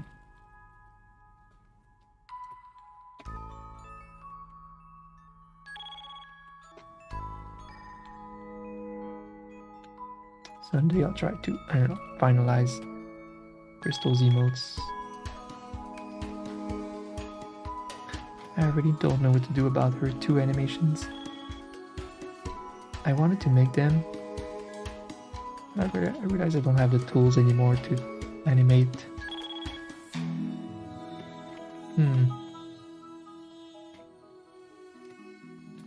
I used to animate with Adobe Flash, but I don't have that shit anymore. And I don't want to pay for some big Toon Boom license. I don't know. Pixel, are you still here? I'm wondering what people use to animate emotes in general. I'm sure it's some cheap program, maybe a free one even. I'm not sure what people use. Yeah, I made this one. See, it's like I can animate. And I animated for whole mobile games in the past, but always using Flash, Adobe Flash. So I was good with the vertex animation. Vector. Jesus. Wait.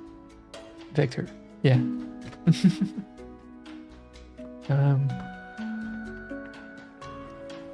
But now I'm just animating super basic drawn frame by frame animation in Photoshop right now, since I don't have like a good tool. But there's limits with that for me. If I start animating the popcorn emote frame by frame, it's gonna take me a long time. And I don't know what people have been using.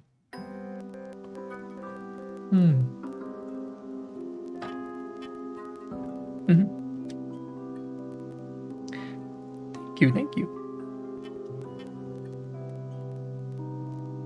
Yeah, very simple little animation for the hive emote. It doesn't need to be more than that, so I knew what I was doing.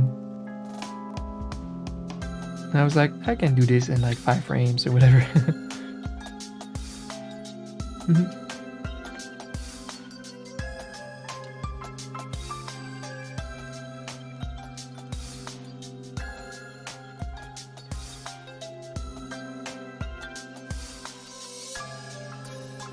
I did snow cone, except the boop animation and the jamming. Yeah, I made the headbang, power, and bongos. Headbang, I'm proud of it because it's just 4 frames. 4 frame animation.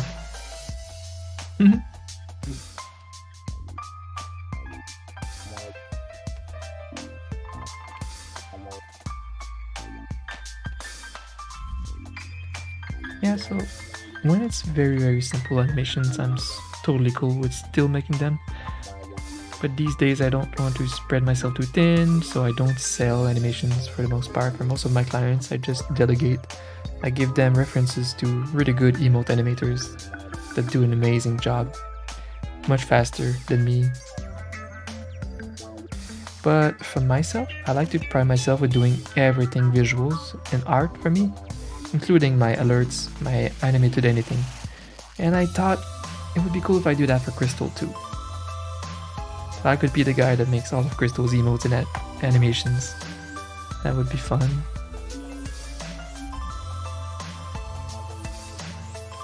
Just not sure yet how I will animate the popcorn and notes emote. Did you see the notes emote with Futaba, Ray? I mean, Alan? We've done it with the last batch, but she never used it yet because we wait until we are going to animate it.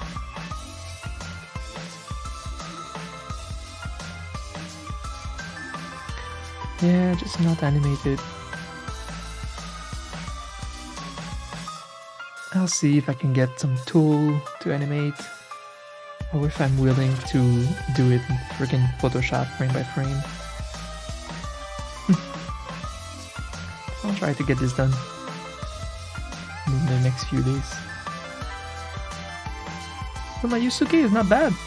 Pretty good.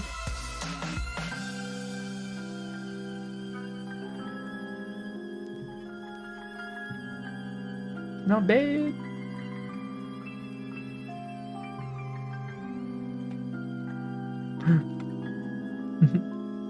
It was very cute. Oh, the notes emote. Yay!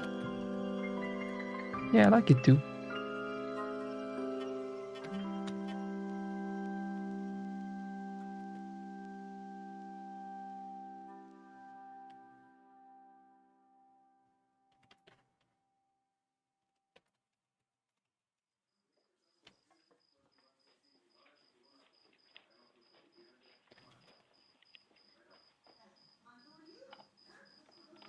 Almost done.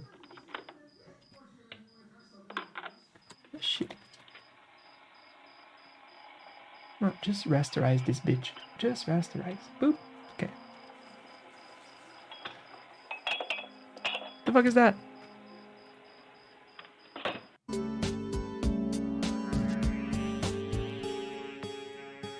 And there's Joshua. Yay! It's still not finished for me. The result in the chat could be a little clearer for me.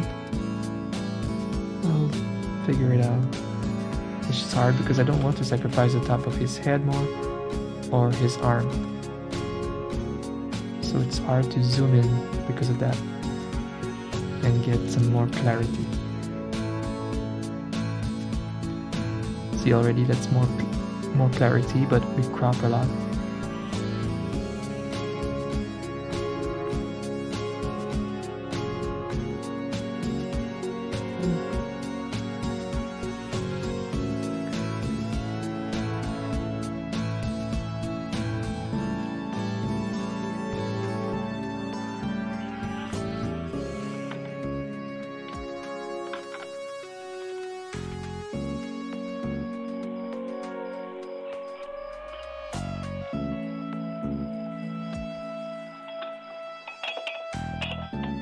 Fuck, dude. I don't want to hear your cafe sounds. What is that?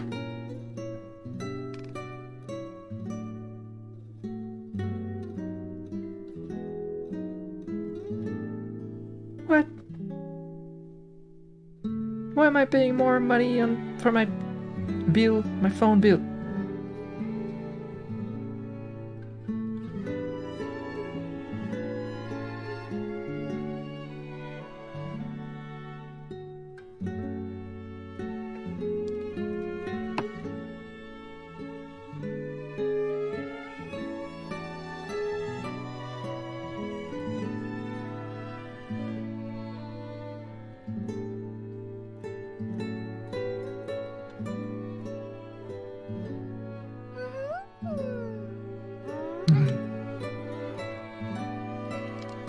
Welcome, friend!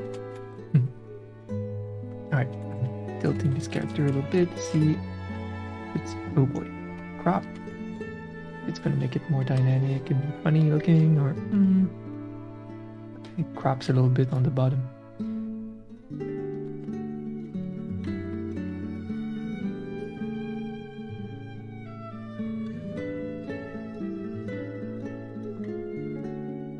Yeah, in the future I want more cooking streams, more music streams, because yeah, I'm also a musician and never showed that side of myself, because I've been just pushing art so much, and I still need to push art so much. But eventually I would love to bring back the music content, a little bit more gaming, and just a more curated art content of my choosing, like cool artworks, trending stuff, less commission based, you know? That's the future.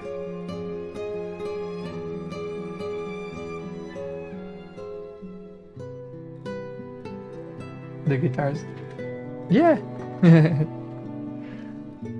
In my future setup, I'm gonna have, like in my future home in like 2 years, I'll have literally a drum kit here, like a V electronic drum kit. Here, I'll have my 88 keys keyboard piano here that I use for composing, and my guitars in the back, just surrounded. So it's gonna be all in one man cave for music producing and drawing, of course, and streaming, all in one. The ultimate man cave. Yeah! I would love to be able to take a break from drawing and artwork and, I don't know, popping music and jamming on top of it. Just gonna be fun. A place to express myself. Hi, Kitsune. Hello, hello. How are you today?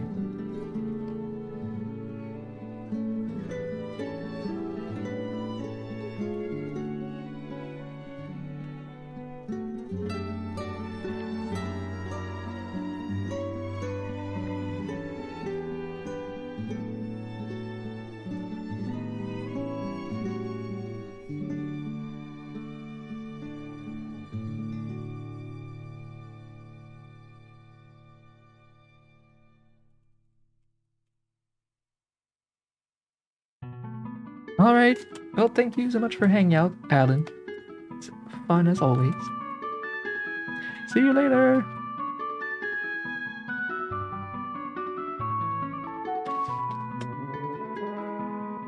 Guys, I will make you go through a difficult vote. Do you prefer Number 1 or number 2? The pose, the framing, just the emote in general.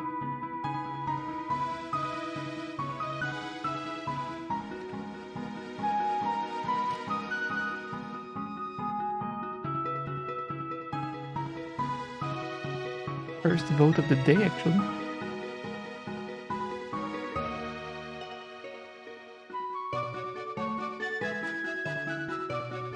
Guys, did you know that John Cena follows me on Twitter? I'm such a big shot. I'm an A-list celebrity now. John Cena randomly followed me because I assume he just follows him. He went on this mega huge follow spree of everyone in the sphere of content creation, I think. I don't know. I'm not sure what's going on. Merry Christmas to you too, Alan! Hopefully I'll see you around Bloodborne maybe next week or something, or on Crystal streams. Have a great weekend. Alright, team, I could have Discord. Let me see. I like that we see more like the shoulders and stuff in number 1, but I like the dynamism of the angle on number 2. Like looking up in confusion a little bit more, a little less static, but we miss some details like on the shoulders and stuff.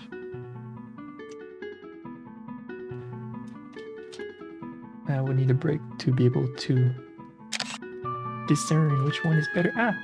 So I will show my Discord, they will vote for me. What's up, Suleiman? Why are you mad? How dare.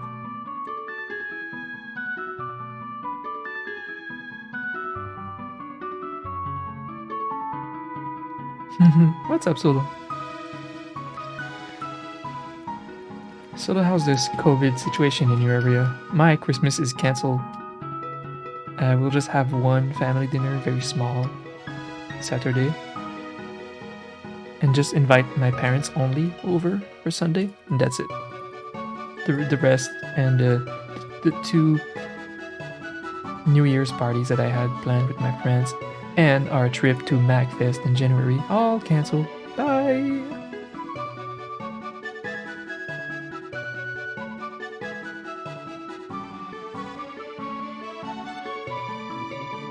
Going to prep work? You're doing prep work. Oh. Okay. I see. Right. I guess you're on an island and things can happen differently and at different rates. I see. It's good that they prepare because yeah, it's coming. Oh my gosh.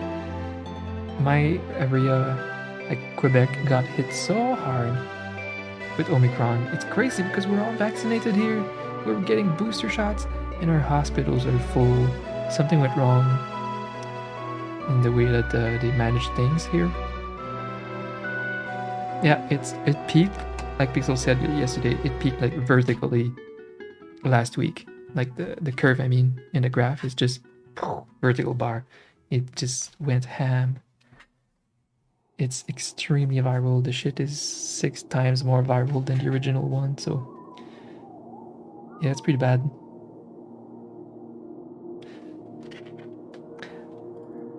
Hi, Krista. CrystAAHHL. Welcome back. How are you?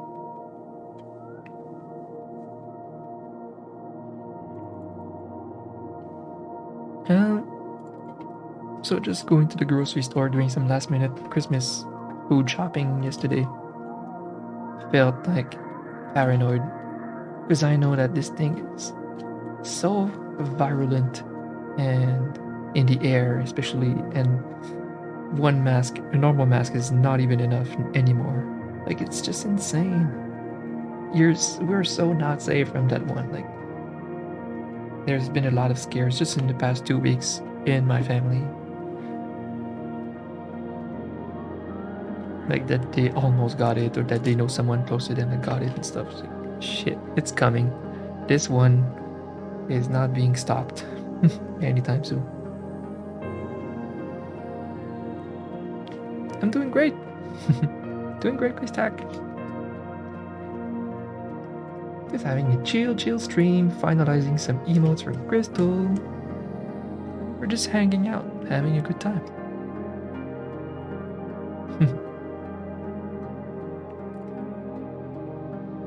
The chill gaming playlist that is almost more like holiday music today. It's been fitting.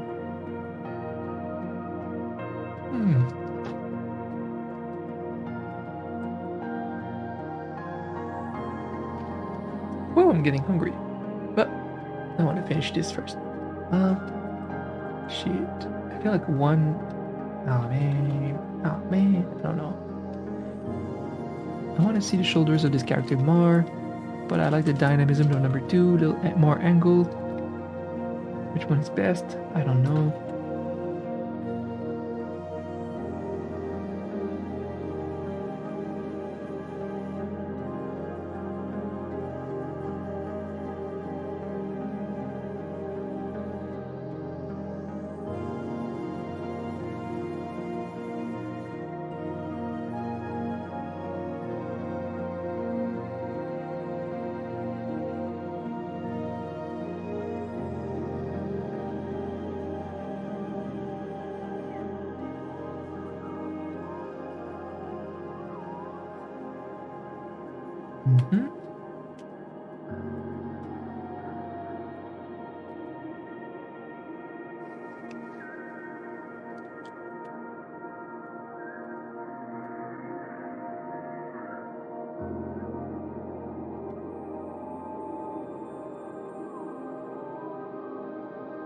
Have you guys seen the new Spider-Man yet? It was actually good. You know what? It was great. It surprised me. It's funny because I'm not the biggest fanboy of Marvel movies, MCU, but I watched all of them because they are good enough. There's this standard of quality production for these movies. They're just not very memorable because they play so safe, they don't take a lot of risk. But they are great productions. It's quality content. They're good characters. Good little popcorn movies, worth watching. I had to defend actually Marvel movies too against some of my friends lately.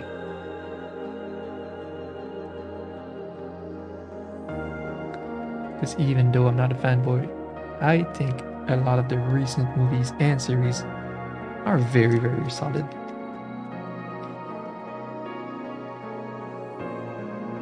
With WandaVision and Loki, Spider-Man 3, Doctor Strange. Come on, these are all great.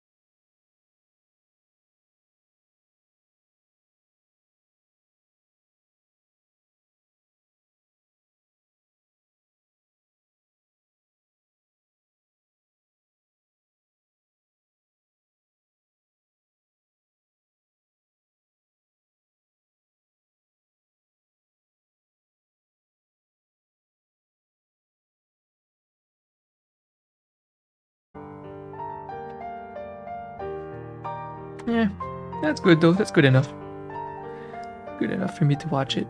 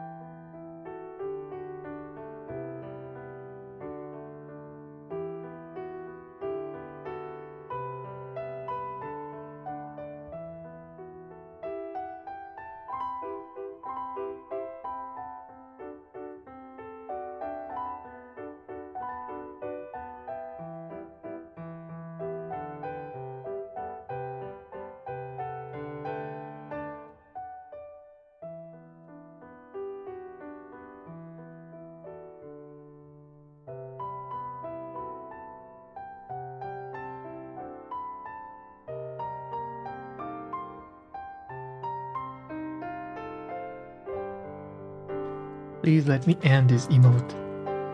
What the fuck?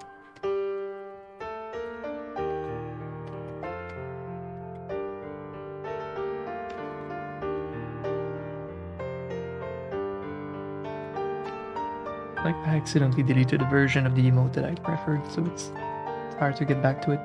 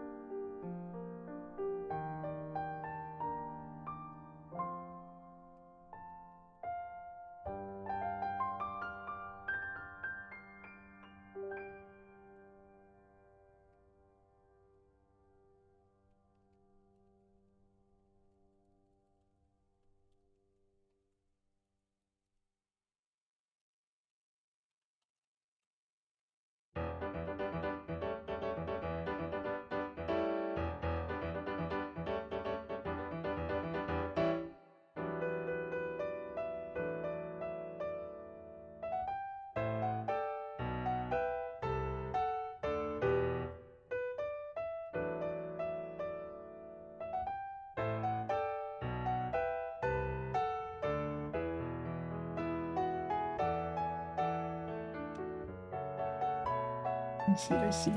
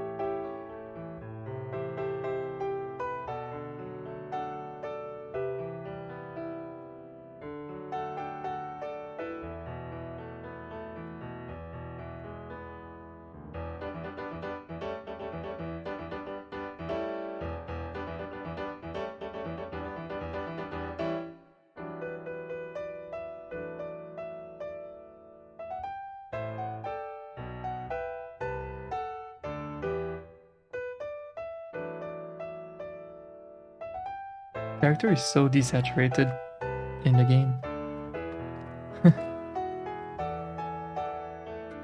And that makes a really poor emote when it's too desaturated, so I already added a lot more saturation in his colors. They pop more. But even then, I guess it's getting there. The emote version, it's like almost there. Just don't know how to chibi-ify him even more to get some extra clarity.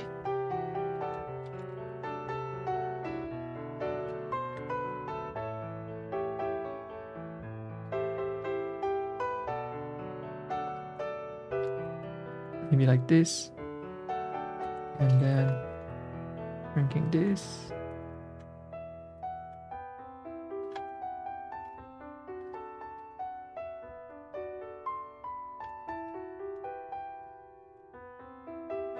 I have to go soon because I have to bake tonight and clean the house, the apartment. Okay, let's see. I gained a little bit of space. Could shrink the popcorn here.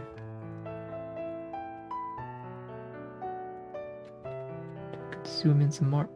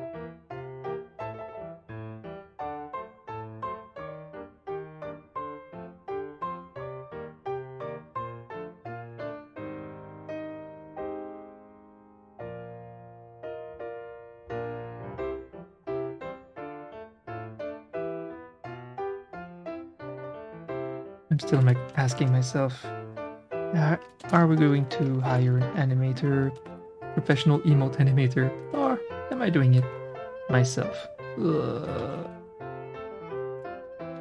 Still am not sure. CrystAAHHL, we are working on Crystal's emotes, my girlfriend. New emotes for Crystal. And next one is me, and next after that is Fina in the chat. Oh, Fina, I don't know if you already gave me your 4 ideas for your 4 emotes, but I was gonna reach out because it's almost time. I've been so slow. I feel like I would have reached you even earlier if I was going at normal pace, but the past month I've been so slow. It is what it is. But yeah. So almost done with Crystal, and then 3 emotes for myself, and then you, Fina, 4 emotes. You sent an email. Okay, perfect. I will read it and stuff. That's perfect. So nothing changed.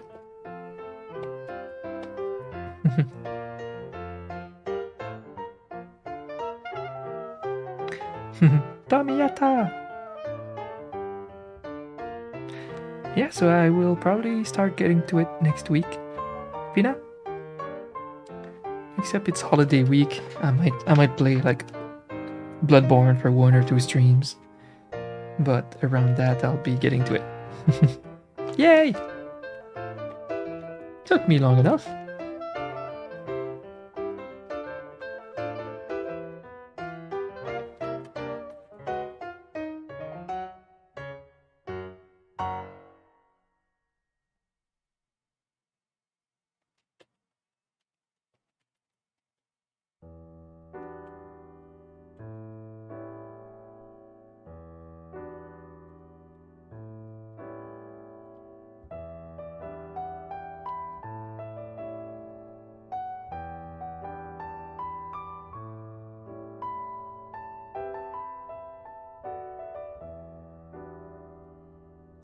Too bad you missed our little retro game talk earlier. I love retro games too. I miss playing them.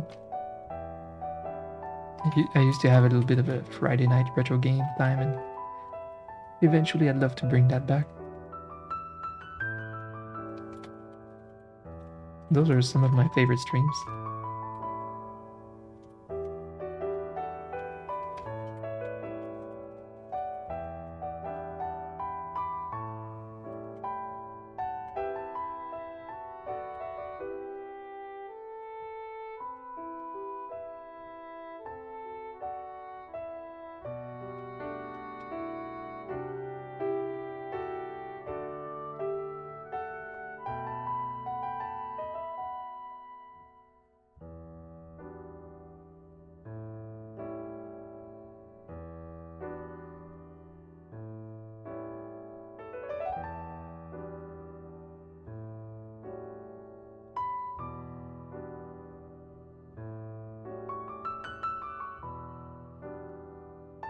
Okay.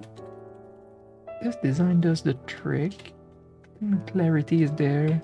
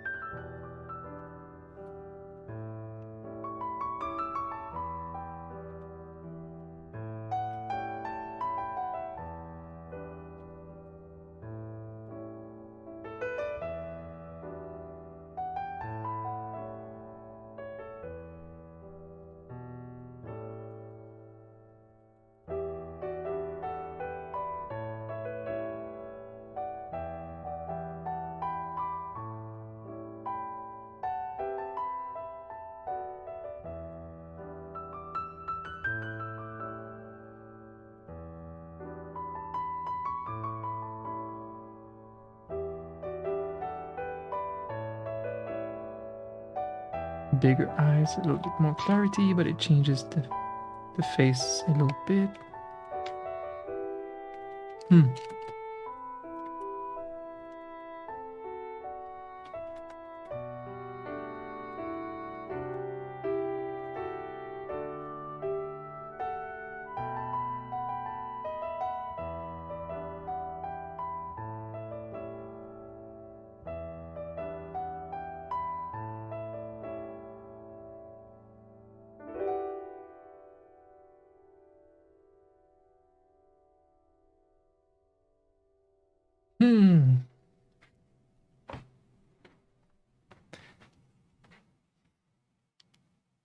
I really want to animate it.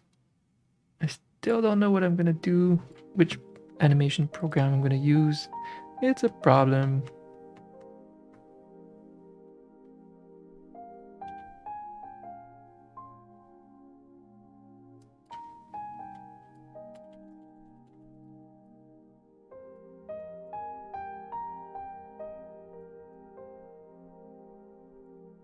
Oop.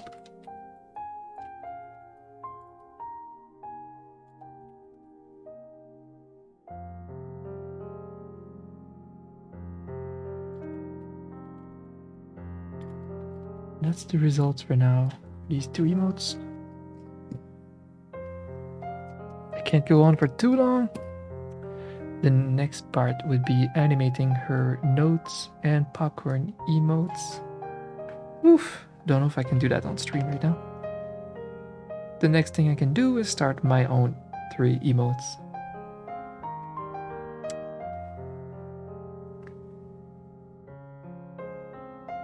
I feel like I would go on. I don't know. But I have so much to do this evening. What are my 3 emotes?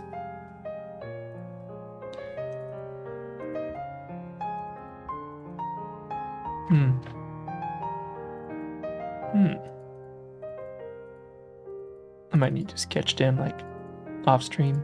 They are pretty interesting designs that are going to be difficult to make. Nice, a second stream with absolutely no drop frames. I don't know what happened to the other streams since I switched to OBS. I had a lot of dropped frames, like 30%. But the past 2 streams randomly been 0 drop frames, and I changed absolutely nothing. So it had to be maybe on OBS's side. Like the auto switching of servers, maybe, I don't know, they were hitting bad servers. Anyway, okay. Well, team, I think I'm gonna go do my thing. I need to clean the apartment, bake some cookies for the holidays. Yeah, I forgot, but there's still tomorrow, so I think I will be here all day tomorrow with some holiday vibes. Cookies, yeah! I gift them to my family.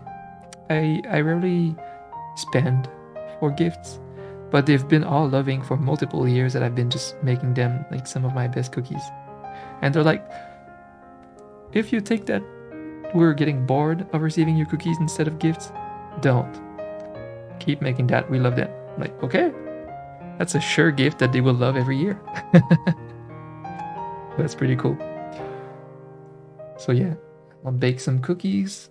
But yeah, tomorrow I think I will come in, sketch, and make my 3 dummy emotes finally. Yeah, and that sounds like a lot of fun. If I can, I will sketch them tonight so I can be like ready to stream them tomorrow. All right. I love you guys. I hope to see you tomorrow. And if I don't, have the best chill